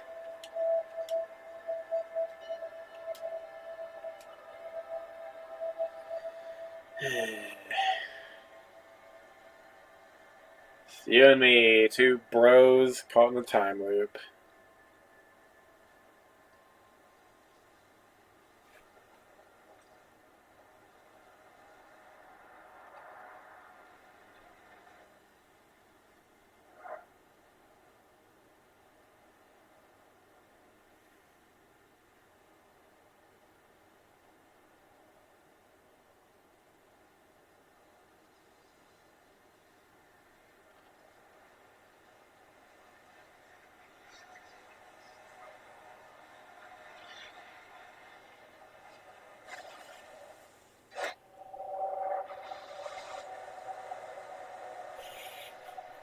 We made another time paradox. Seen a bunch of, well,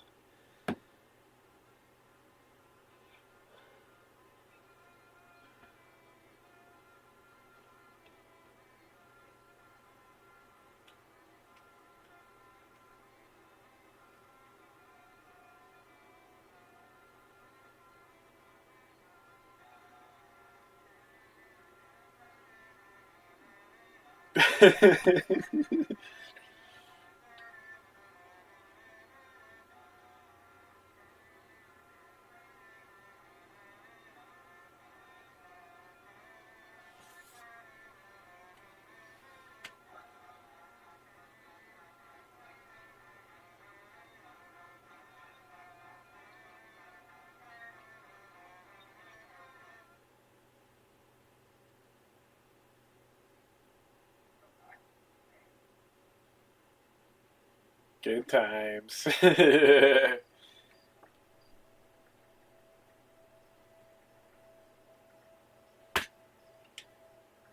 Alright, yeah. Let's not destroy the universe and everything inside this time. I mean, the universe is kind of already destroying itself. So what do I care? Alright, let's head for the Sunless City. We got some stuff to wrap up there.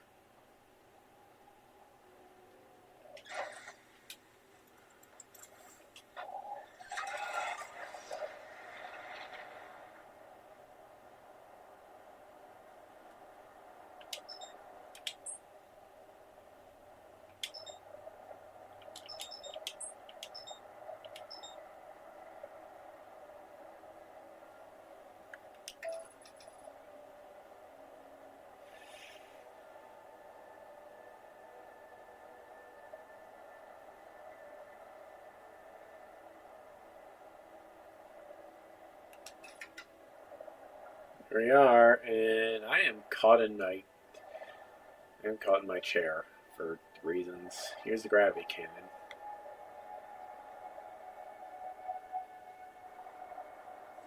Nope. Another perfect landing.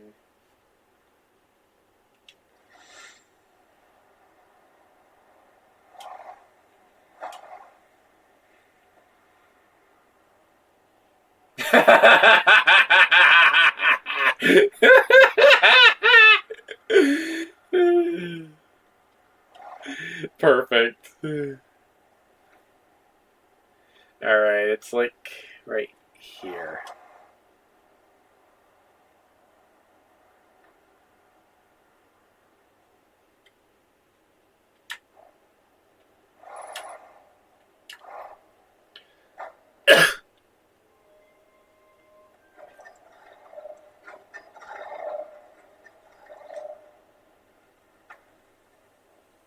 Alright, let's look around.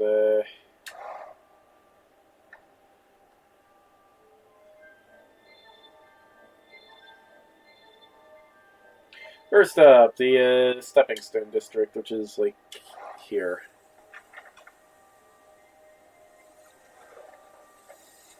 What's this building? Oh. It's a building. That sure is what this is. We're meeting in the Fossil Fish Cave to play the game. If you're too big to climb through the Anglerfish Overlook hole, you have to go a long way, but it isn't far. Go to Stepping Stone Cave, and then up and into the Fossil Fish Cave. I tried to get to the Fossil Fish through Stepping Stone Cave, but I couldn't find the entrance. Where is it? Remember to feed the fossil fish first. If you go to the Anglerfish Overlook and throw a light into his mouth, he'll show you the way. Taggy can't fit through the Anglerfish Overlook hole anymore because he grew bigger. He's taller than Levy now. Who cares? Alex is still tallest.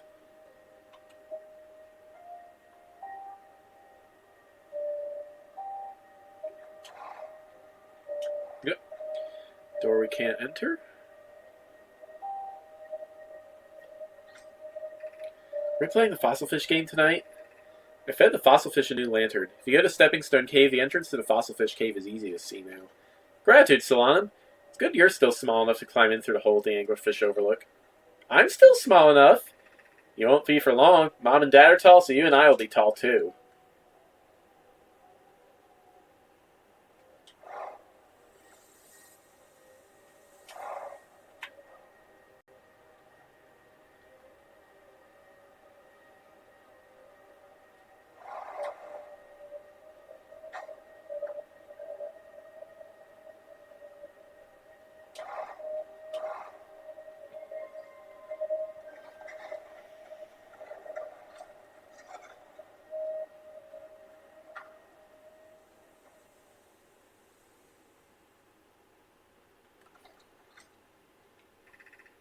This is amazing.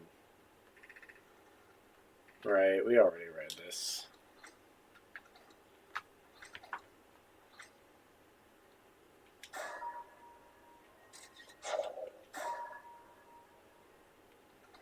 Perfect.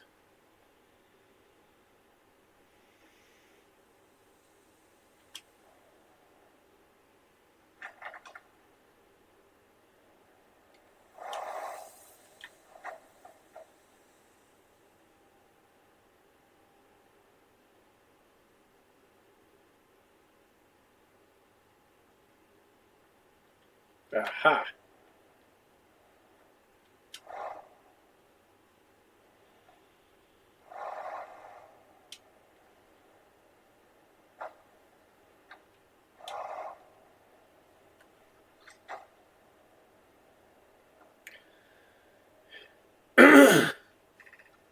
Whoever was it when we ended last time is the anglerfish. Rule change, the anglerfish now has to wear a blindfold and do not peek. The rest of us, the little fish, line up against one wall. When the anglerfish says go, the little fish sneak across to the other side. If the anglerfish catches you, you're eaten. Last little fish to be caught is the new anglerfish. The old anglerfish gives the new anglerfish the blindfold and becomes a little fish. Why are we changing it? It's too hard if you can't see anything. Aunt Pie says real anglerfish are blind, so you have to wear a blindfold. The rule stands. Rule update. It's okay if younger kids don't wear the blindfold when they're it. The rest of us will still wear it for scientific accuracy and to make the game more even. There's a thing up there. Alright, so, these things are blind. They're also very big, so,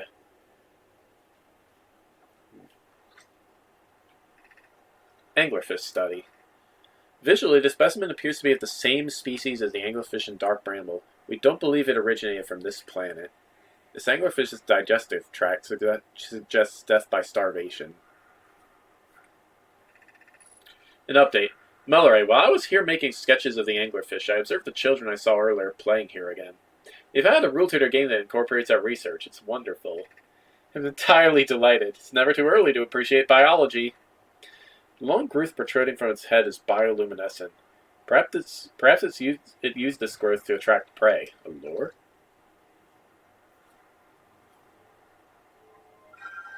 Cool. And oh hey! We're up here now. Cool.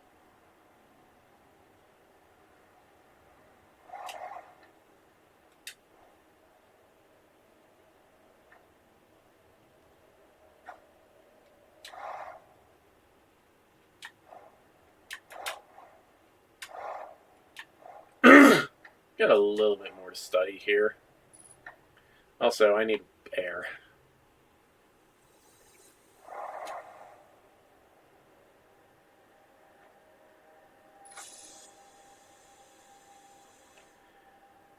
Alright.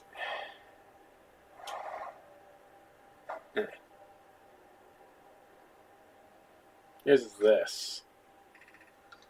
I don't know why everyone says the eye is important. They say it brought us to this solar system, but is that good? Dad told me lots of Nomai died when our clan came here. What if the eye isn't something good? What if the eye wanted that to happen?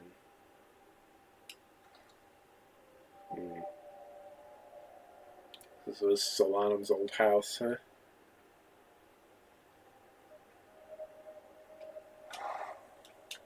Well, this isn't the way to the gravity cannon. Let's get out of here.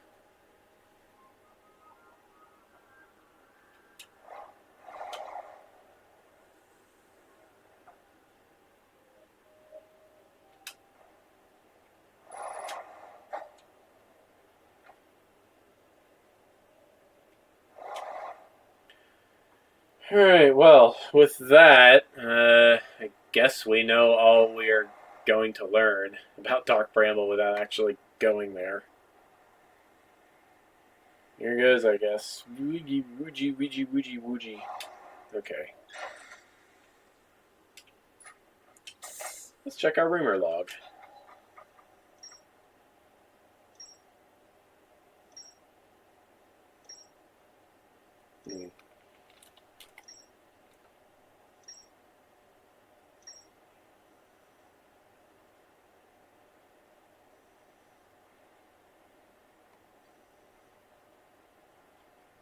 Yeah, looks like we've seen all there is to see outside of Dark Bramble.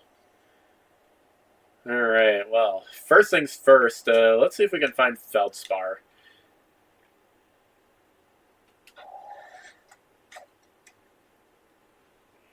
And we might as well do it on the next loop, too. Because, well, we spent quite a bit of time on Ember Twin. Also, good news! We didn't break the fabric of reality this time.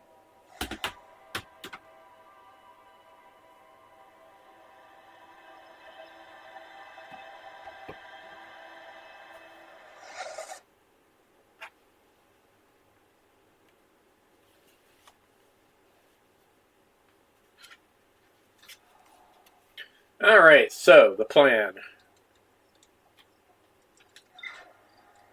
Going to throw our little scout into the seed here on Timberhearth and then fly off the Dark Bramble and try to locate Feldspar.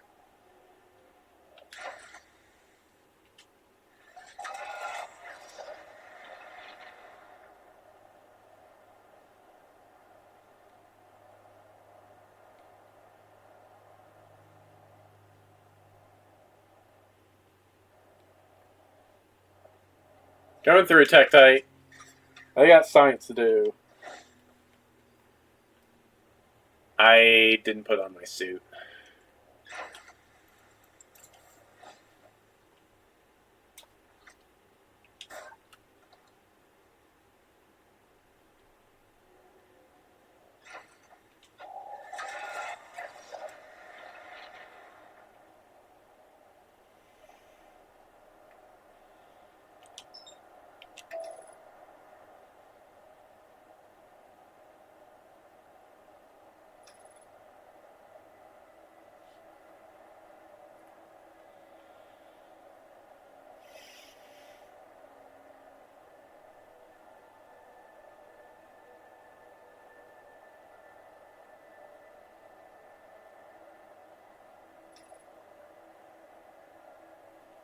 Here we are.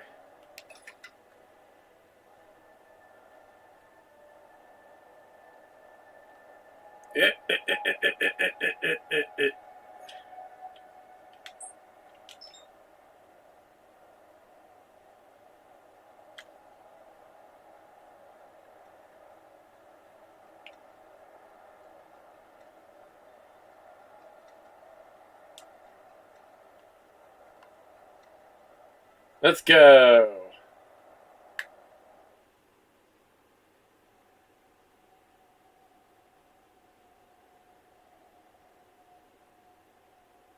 This place is huge inside. Oh, anglerfish. Hello. You can't hear me, but I can hear you.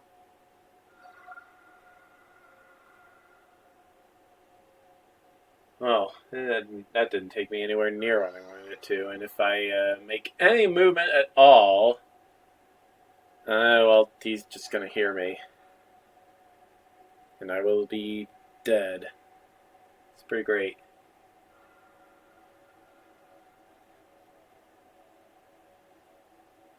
There's a seed.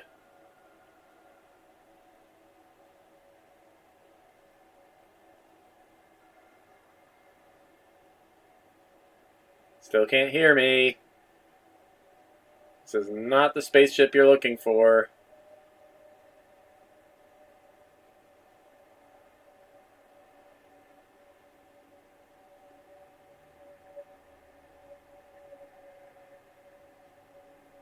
What is this? Ugh. Yeah, a big rotating slab of rock. Alright, well, let's... we lost track of our scout. That's not great.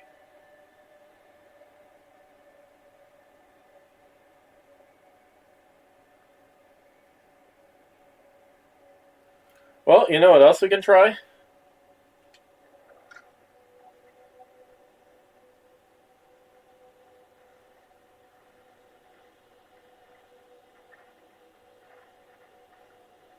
And that was an anglerfish. Well, shoot. Clunk.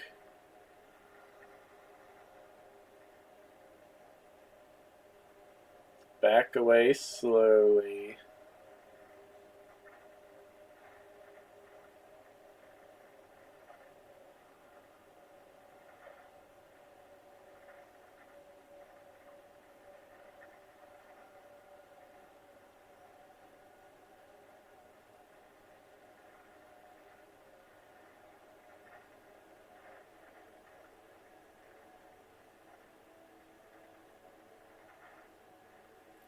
Just tilting the stick ever so slightly.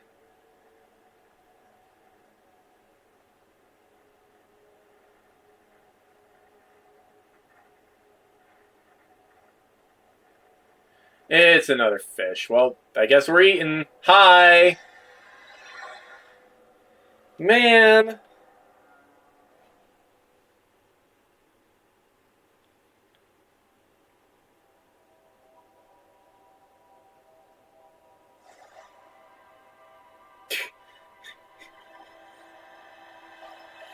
So yeah, Dark Bramble. It is a place that is a thing.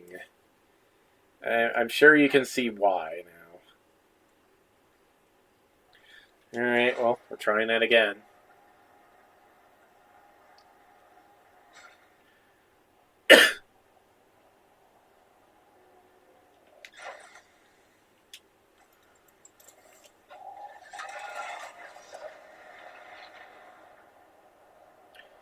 Alright, where the heck is Dark Bramble?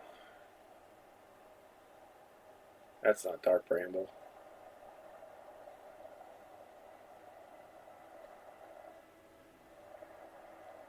Where's it at? There it is.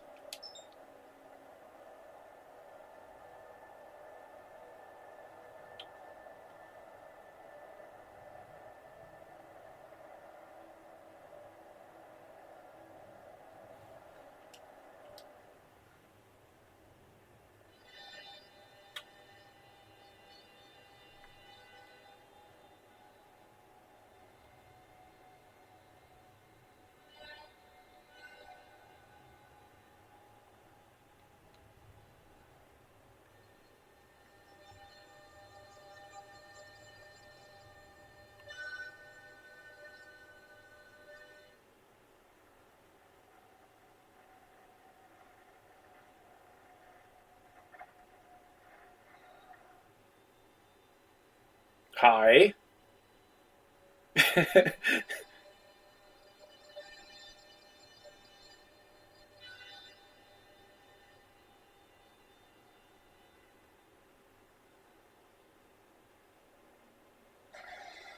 Oh, bugger.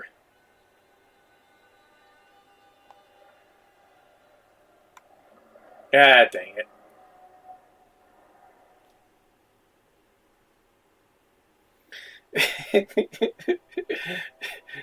This game does not want to let me do the thing.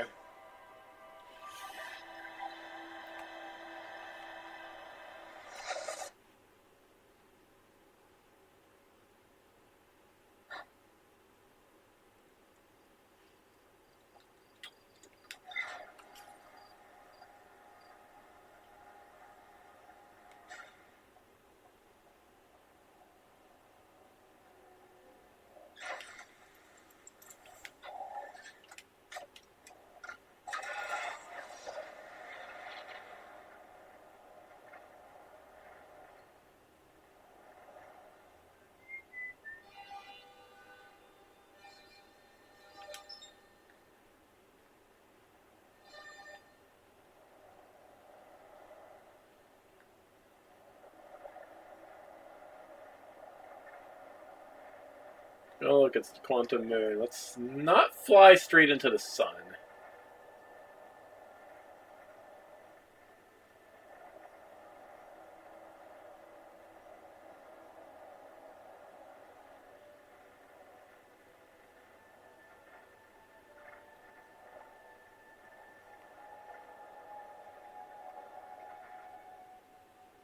Come in hot.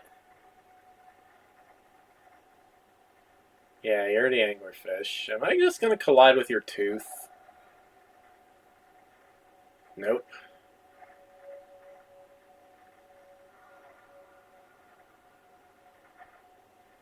Up there.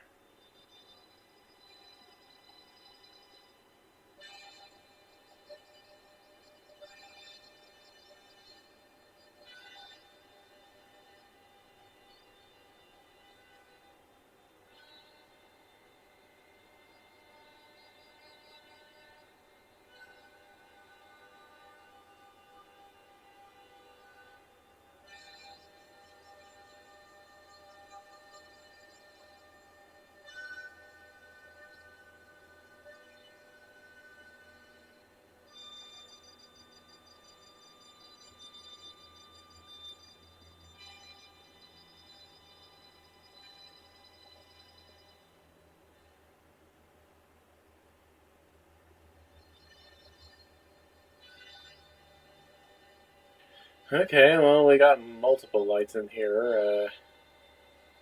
At least 3 of them are not anglerfish. Seem to all be going to roughly the same place.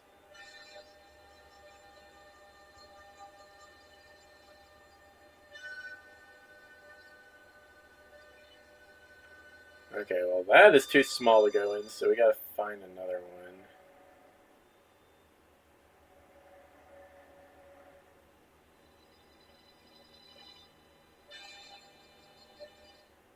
Ow.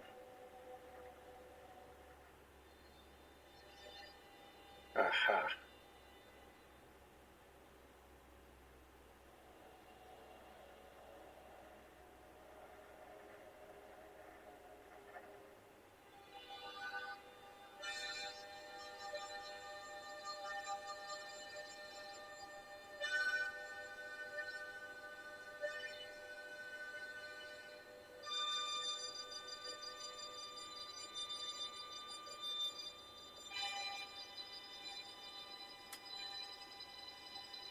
Alright, the dead anglerfish. Cool.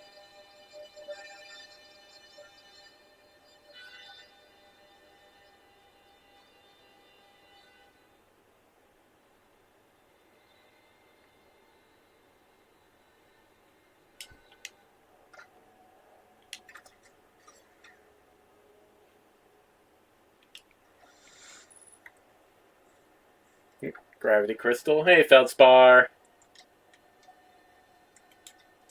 Whoa! Where'd you come from? No one's come in here in, well, Ever, actually. Let me see the second Hearthian to ever reach Dark Bramble. After me, of course. Well done. Say, it's you. They made you an astronaut? You haven't pulled yourself up yet. Good for you. You been here in Dark Bramble all this time? Depends on how long all this time is. I've been here a while, I guess. Ever since I crashed my ship into that is. Ever since my daring escape from the jaws of an anglerfish. You crashed your ship, didn't you? Obviously, yes. No need to be rude. The story goes like this. I just finished exploring the core Giants Deep, and I wanted to try my hand at Dark Bramble, seeing as no one had ever been before. Getting around the Dark Bramble was easy, mind you. Once he dodged one massive interdimensional vine bristling with thorns, he dodged them all. After a while, I run into this huge anglerfish. You seen him? Big, gnarly things, and this was the biggest one I've ever seen. Pull a few stunts, try to shake the thing off, nothing too fancy. I'm going full speed when the fish clips me, knocks me into a vine, and, well, like I said, a crash. Blammo! On impact, my ship starts making noises like it's coming apart from the inside, and I think, well, that ain't great. Sure enough, I can barely get out of there before the electrical system starts sparking like crazy. It's either move fast or die unpleasantly, so I had to put a little distance between me and my poor fried ship. And it camped out near where I crashed at first. Found the skeleton later. Great find. Would have been stupid not to use it. So I moved my setup over here and planted my emergency tree seeds. Been here ever since. No wonder there were so many stories about you back home. You're not half bad yourself making it here in one piece. Anyway, that's how it all went down, hatchling. Story's over, but feel free to stay and enjoy the fire a while. Or don't. Fire's not going anywhere.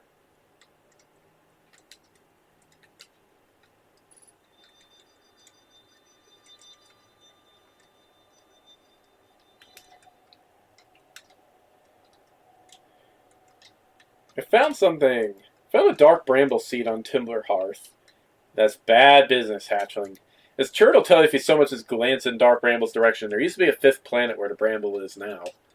This infernal plant appeared at the center and kept growing and growing and growing until it shattered the planet and scattered its pieces across space.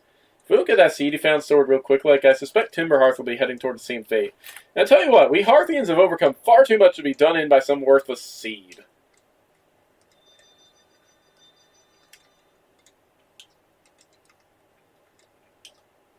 I found Nomai writing saying anglerfish are blind. Aha! So the blasted things do have a weakness. Me, my fly as fast as I can approach to dealing with them. Could have used a bit more thought behind it. Oh well, at least it didn't eat me. All's well that ends well, eh, hatchling?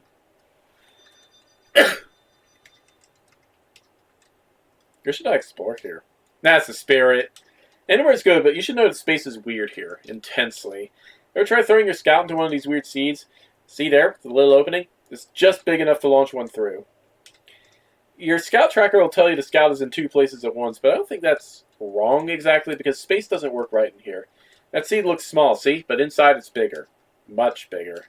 I've had a lot of time to think about this, and my theory is space in Dark Bramble kind of expands as you go through each sphere. That's why it's bigger inside those seeds. Well, that's my theory. Keep that in mind while you're exploring Dark Bramble, and maybe you won't get lost inside forever. Good luck!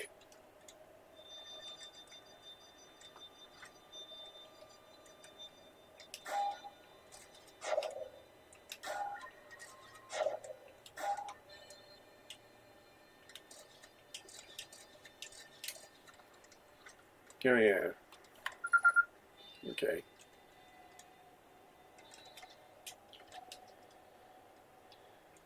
You reach the core Giants Deep? How'd you do it? Giants Deep's core, huh? Yeah, that was a wild one. But since you're asking, I gotta assume you haven't made it down there yourself yet, right?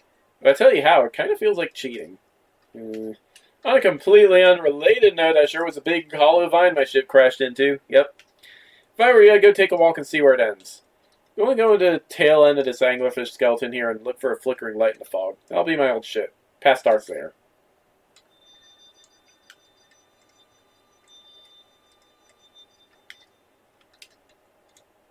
Where's your ship? Not far from here, as a matter of fact. If you go straight past the tail of this anglerfish skeleton here, you'll see a flickering light in the fog. Follow that and you'll find my old ship. What's left of it, anyway.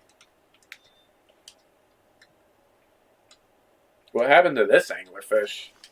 Oh, the skeleton? It was like this when it got here. As near as I can tell, this anglerfish must have been chewing on the vine and eating the seed, and then the seed grew and grew into poor fish's stomach until this happened.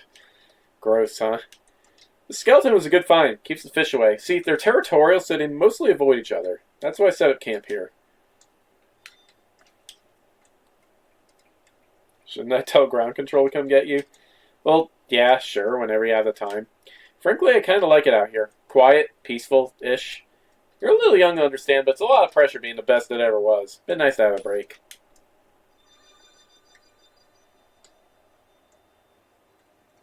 Where's my ship?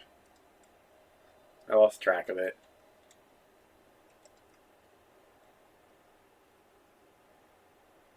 Oh, there's the flickering light.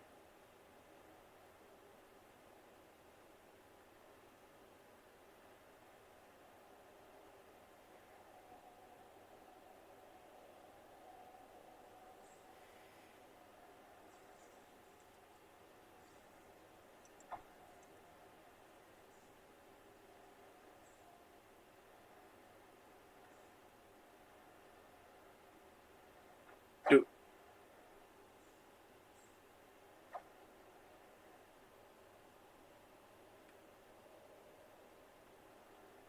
Okay, I can see properly. No more fog.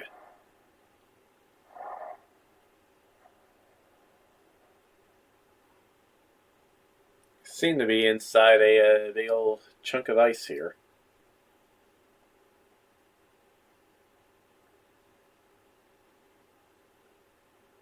It's a jellyfish. Trip 4, entry number, I'm gonna say not 1. Crashes 3, boring crashes 0, personal best. Whoa! Never thought I'd see one of these beasties outside of Giant's Deep. They were awfully useful back there. Maybe jellyfish could be useful here too. Bleh, this thing tastes terrible. The outside is all rubbery and tough. Maybe that's because it insulates the jellyfish's insides from getting zapped by electricity. Right, going inside this jellyfish interior cavity to see if what's in there tastes any better.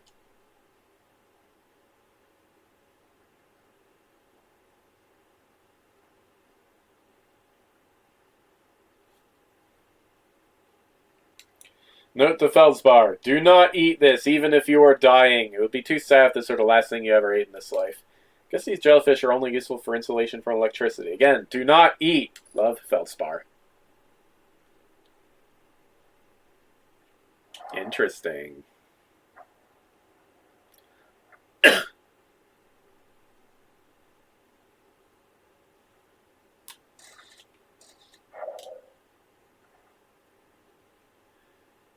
Eh?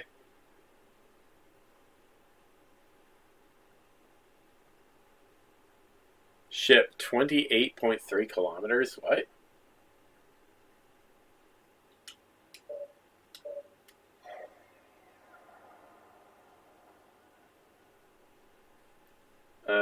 Good question.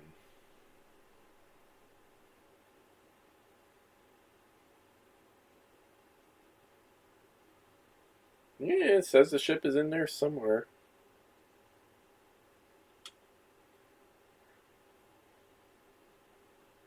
Alright, let's see if I can find my ship.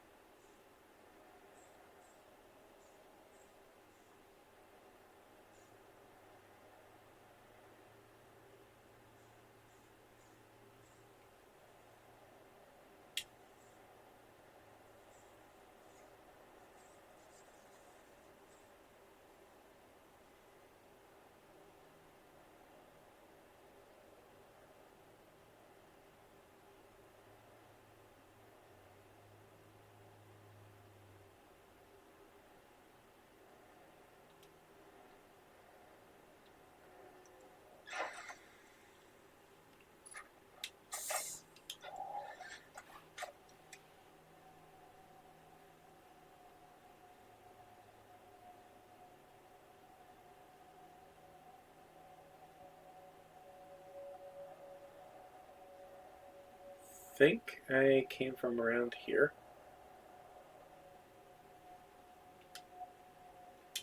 Also, should also look for distress beacon signal.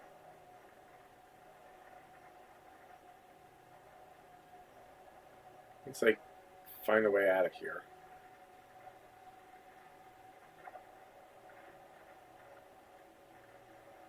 Man, why does this place have to be so huge and foggy?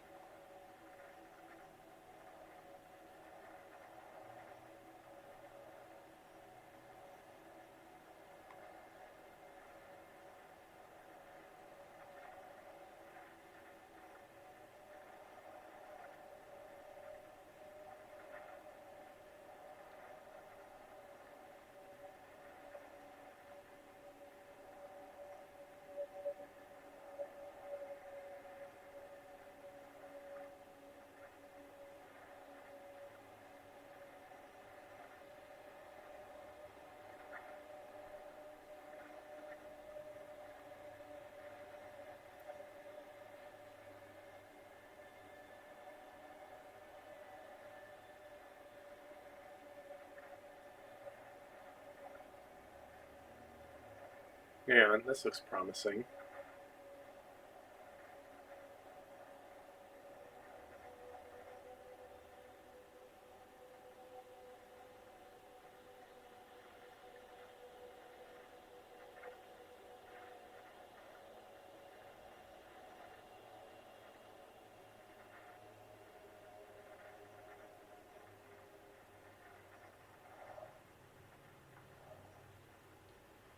Oh, and we escaped from the planet. Okay.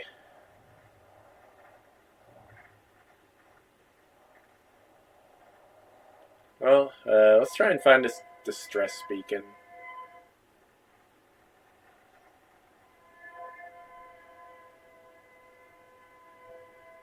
Yeah, fine.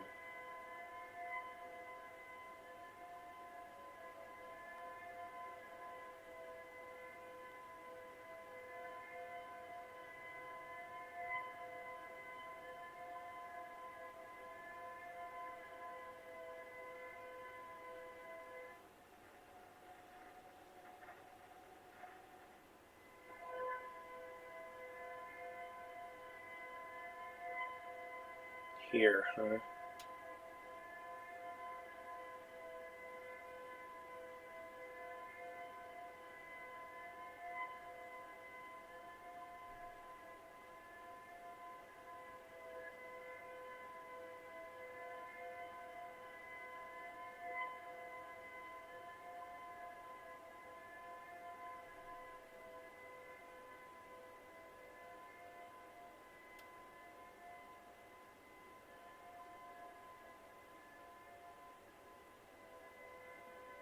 There it is.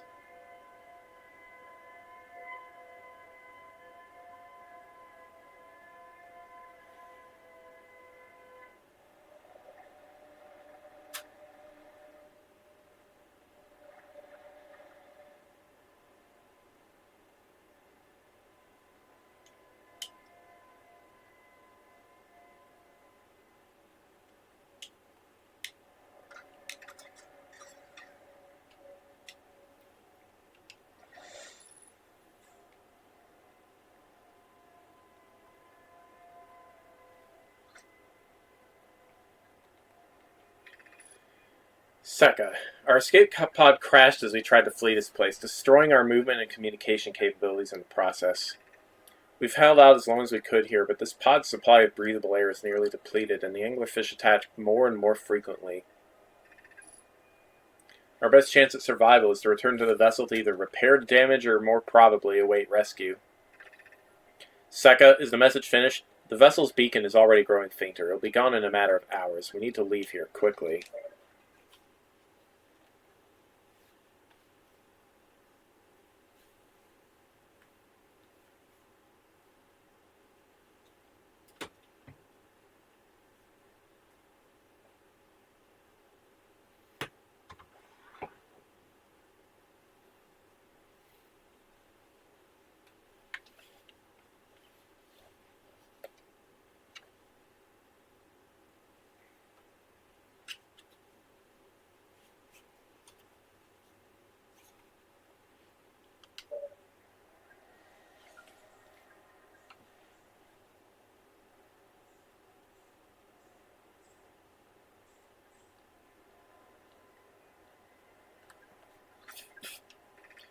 Begin flight log. Escape pod 3. Vessel has been mortally injured. Emergency sequence activated. Awaiting departure from vessel. Now launching escape pod 3. Alert. Multiple collisions have altered pod's trajectory. Significant damage to pod detected. Warning. Navigation error. Life support error. Propulsion error. Scanning external environment. Scan complete. Gravity not detected. Breathable air not detected. Multiple life forms detected. Potentially hostile. Verdict. Do not exit pod.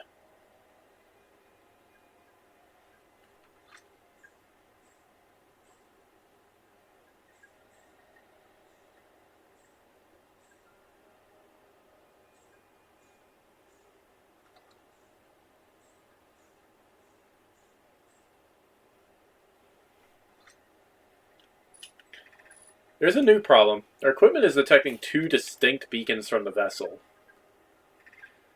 But it isn't possible for the vessel to be in 2 different locations at the same time. I agree, but the beacons are exactly identical to each other. Perhaps if I had more time... We're nearly out of time already, Din. The vessel's beacon is quickly fading. Soon it will be gone and we will be lost. We will follow the beacon whose source is nearest to us. But suppose that beacon is false. We likely don't have enough air to reach the farther of the 2 beacons, Din. The decision is made for us. We'll leave a trail of lights as we go. There's still a chance someone could hear our escape pod's distress signal.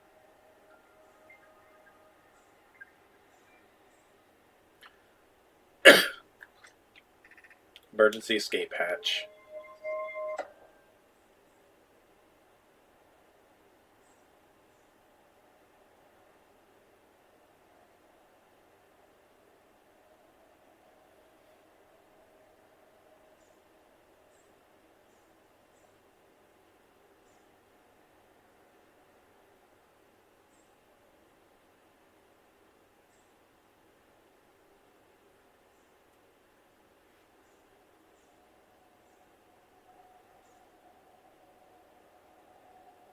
Oh, man.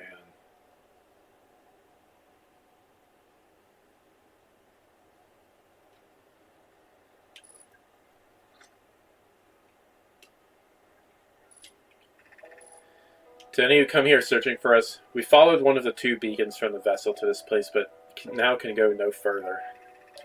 It's almost too faint to hear now, but the vessel's beacon is still faintly emitting from within this thorny seed. Yet the opening is too small for even a single nomad to fit through it, so our escape pod couldn't have flown through here. I don't understand how this could be possible, but this gruesome place seems to be able to manipulate space itself. Maybe this was our undoing. To be so close to the location of the vessel and still so far is difficult. Worse, the vessel's beacon is dying. Soon we will be unable to hear it. There's nothing we can do now but try to perhaps find a way inside, or at least attempt to comprehend why this happened.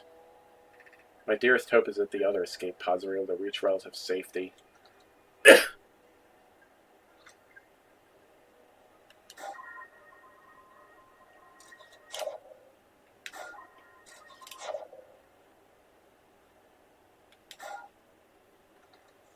Coming from the red seed. Oh boy.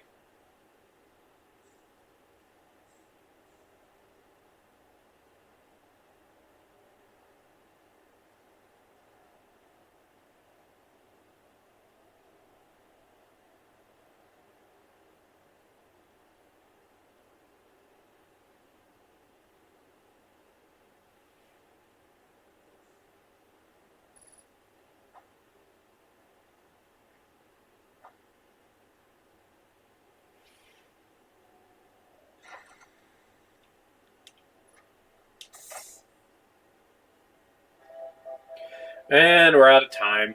Oh well.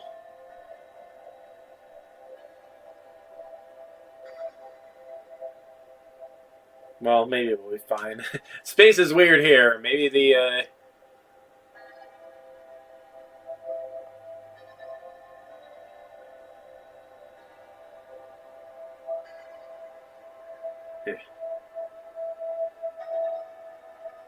Alright.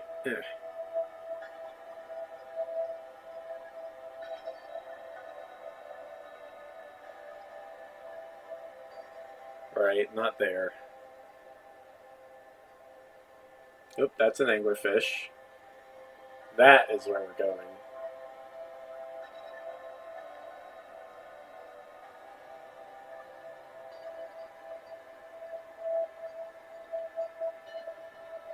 Lots of anglerfish.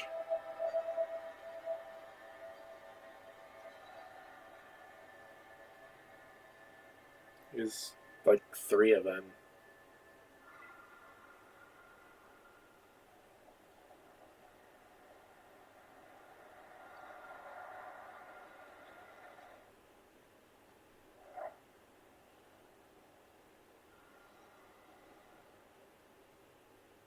Look at that. Clutch of anglerfish eggs.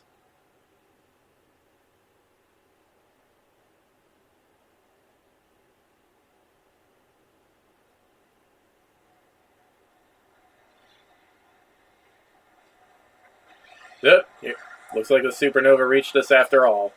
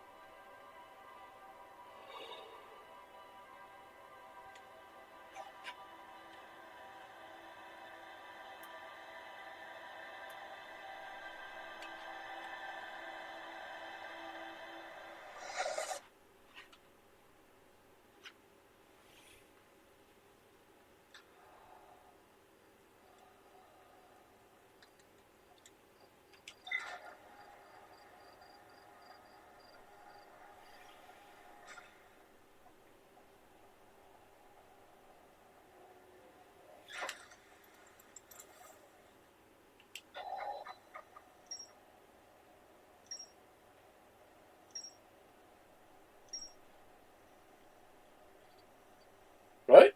What do you mean there's more to see here?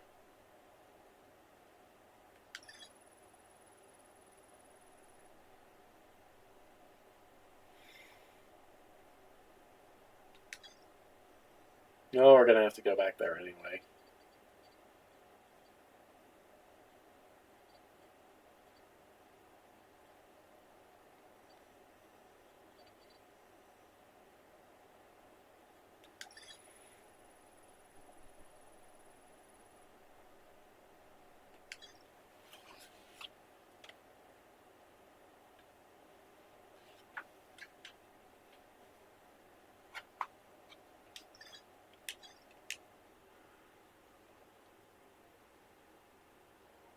Actually,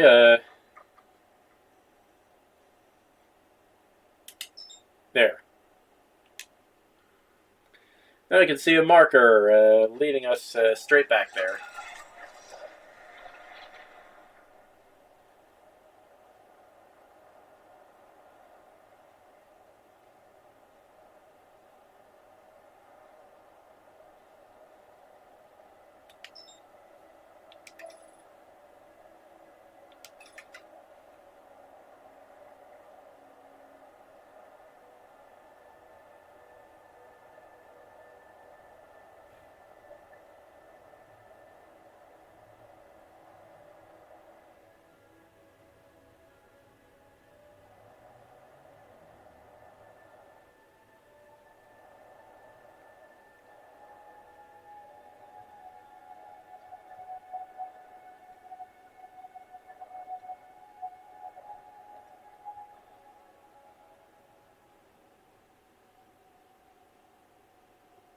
Hello, anglerfish.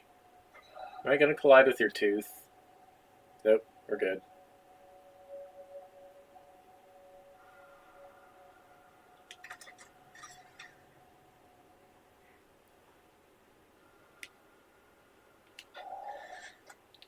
Okay, I have no idea. Well, oh, hang on. Did I just see the marker? No. There.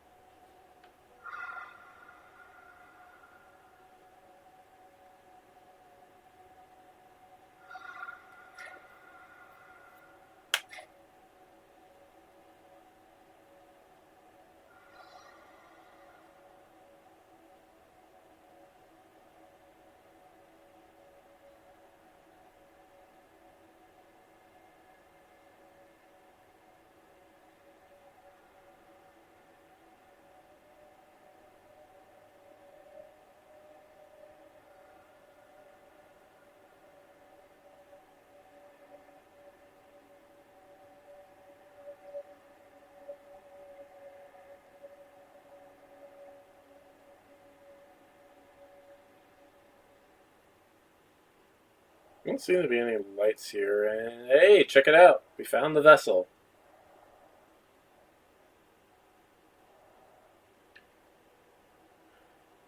Yeah, it just teleported like right into the middle of all these vines, huh?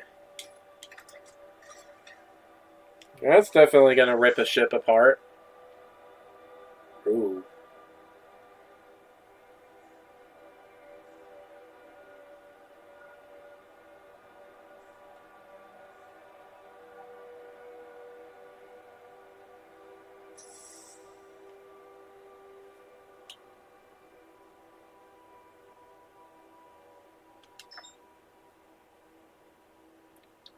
It's the same kind of warp core we found in the Ash Twin project. Obviously this one's busted.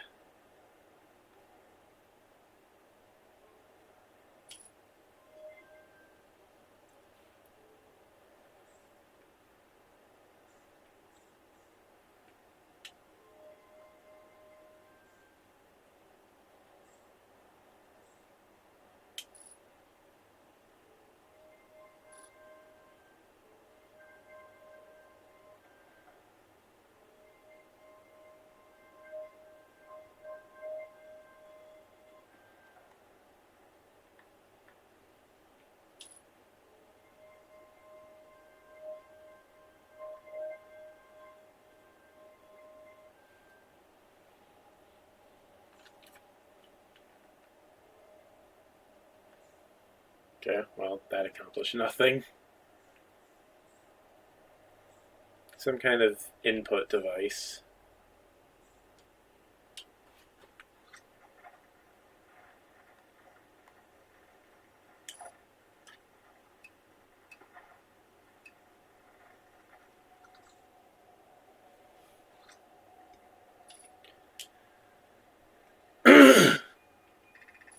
I'm recording now. I've never encountered anything like this. The signal that the vessel is receiving appears to be older than the universe itself.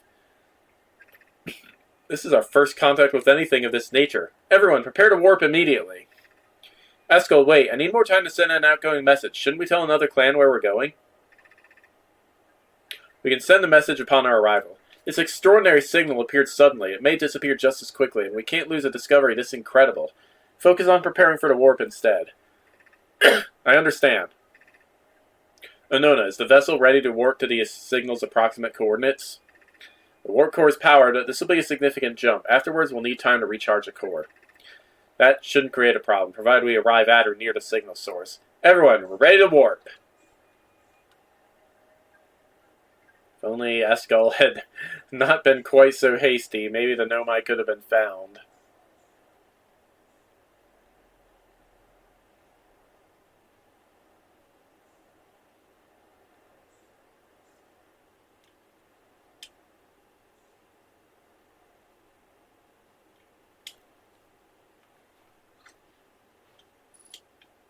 This is Eskal's vessel. Something went badly wrong during our warp, and our vessel is mortally wounded. We need help as quickly as possible. Our vessel appears to have... Has it fused with the local environment somehow? There are vines that are now part of the vessel. It's been torn apart from inside itself. We are abandoning our vessel. Any Nomai clans or spaceflight-capable species receiving this message, I implore you, we need your help. Is this thing broken? Can anyone hear me? Our vessel is dying. We need immediate assistance.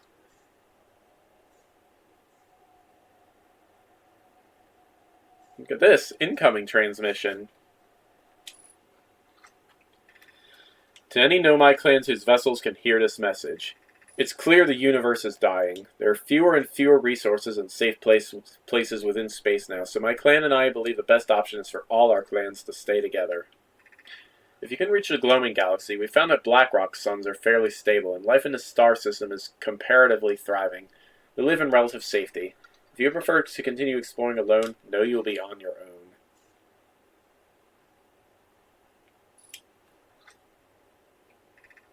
Canna, we're making our way to you. It's good to hear from you, Bromy. We'll watch for your vessel. Has anyone heard from Neem? His clan was on its way to our vessel, but they never arrived, and he hasn't sent any messages. I'm beginning to worry. That is unsettling. It reminds me of that old myth my grandfather used to tell, the disappearance of Eskal. I remember hearing that story as a child. One day, Eskal's vessel simply stopped responding. The other clans searched and searched but found no trace. It was as if their missing friends had warped out of existence. That's no myth. Eskal's clan existed and their story was real.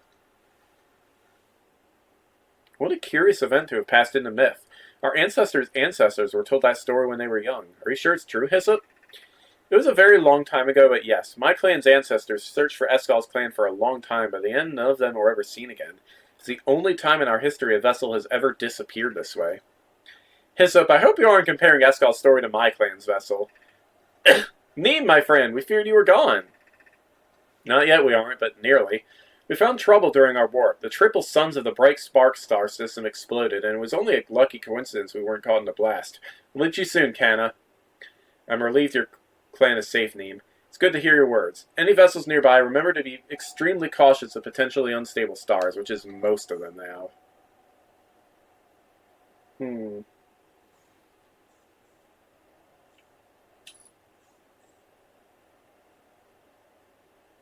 So yeah, confirmation, the universe is dying. So, maybe we need to make a new one. But how do we get to the eye? We don't know where it is. Our only clue is that the probe tracking module fell into the core of Giant's Deep. Could use a jellyfish to get down there. But right now I need water.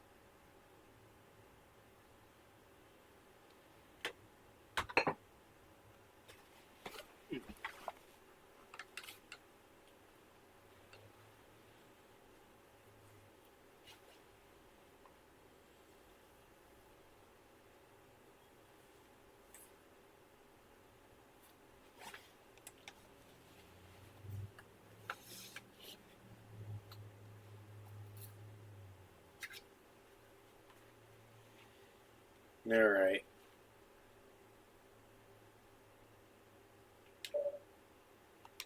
Let's get out of here.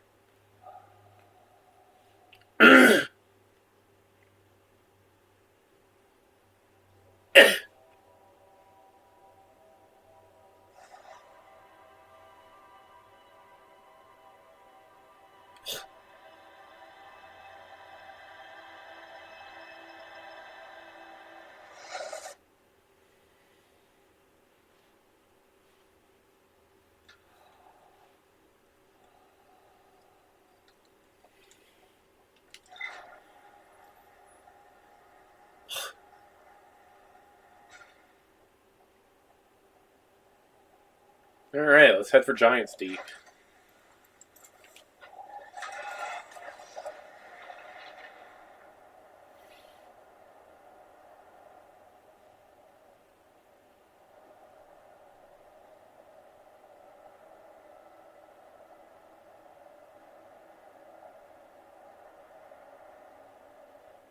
There's the probe, I think.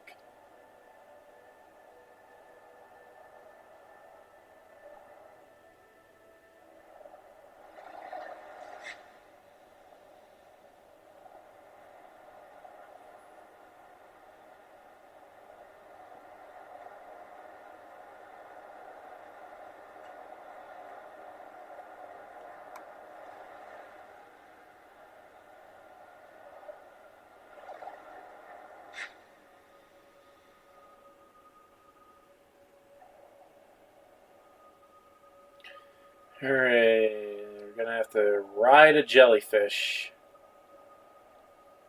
If I can find a jellyfish. There's one.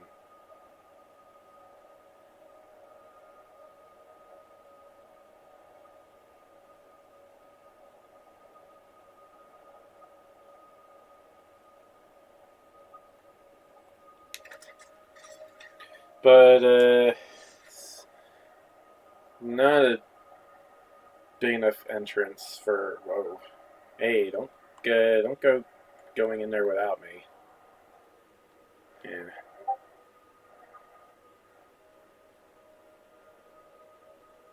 Here we are.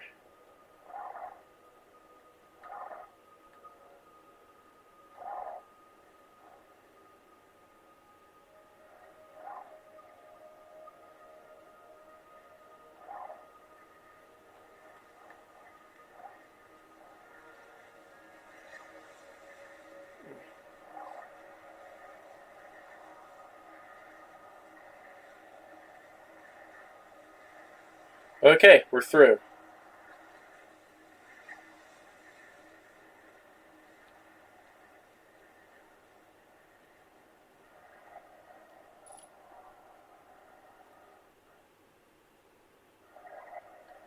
Alright, this looks like it's just a bunch of coral. Where am I going? Aha! Found it.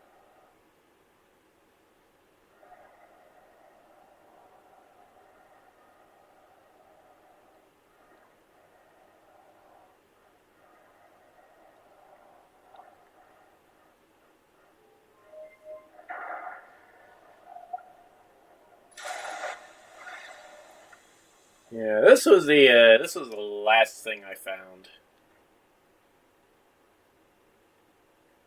So, well, let's check out what's up here first.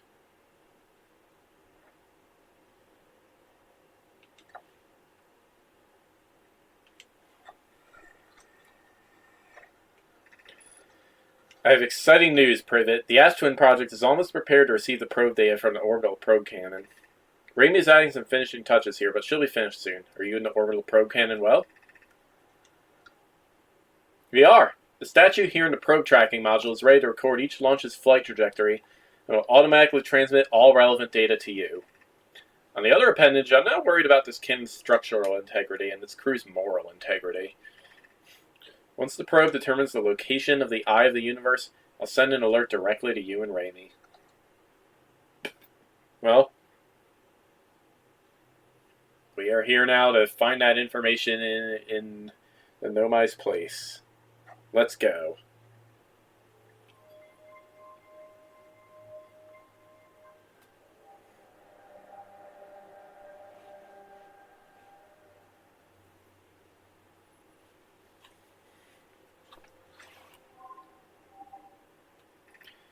Receiving data from probe 9,318,074. Visualizing current trajectory of probe 9,318,074.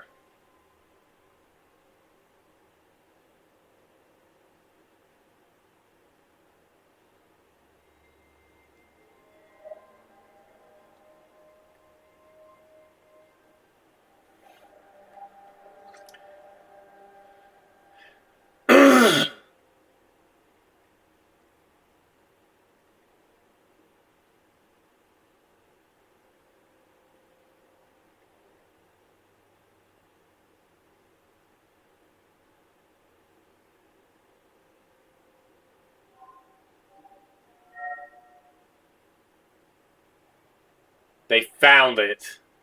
That's why the eye statue activated. They found it. Retrieving previous launch data from Ash Twin. Total number of probes launched, 9,318,074. Deep space anomaly matching all known criteria for the eye of the universe, found by probe 9,318,054. So only 20 cycles ago. That's about how long I've been playing, right? Including all those stupid deaths.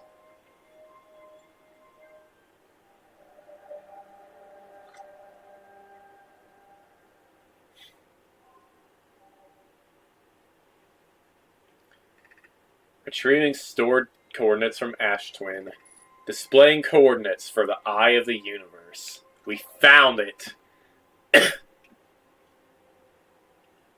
And we can use the vessel to warp there. And Nomai's dream of entering the eye is almost a reality, but we haven't even done any DLC stuff yet. Game? Game? Well, whatever.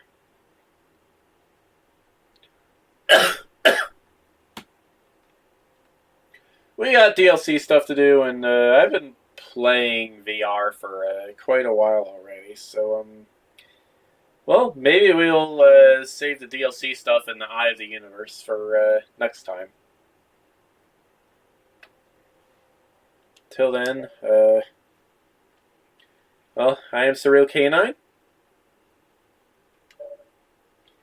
and I hope you all have a pleasant day.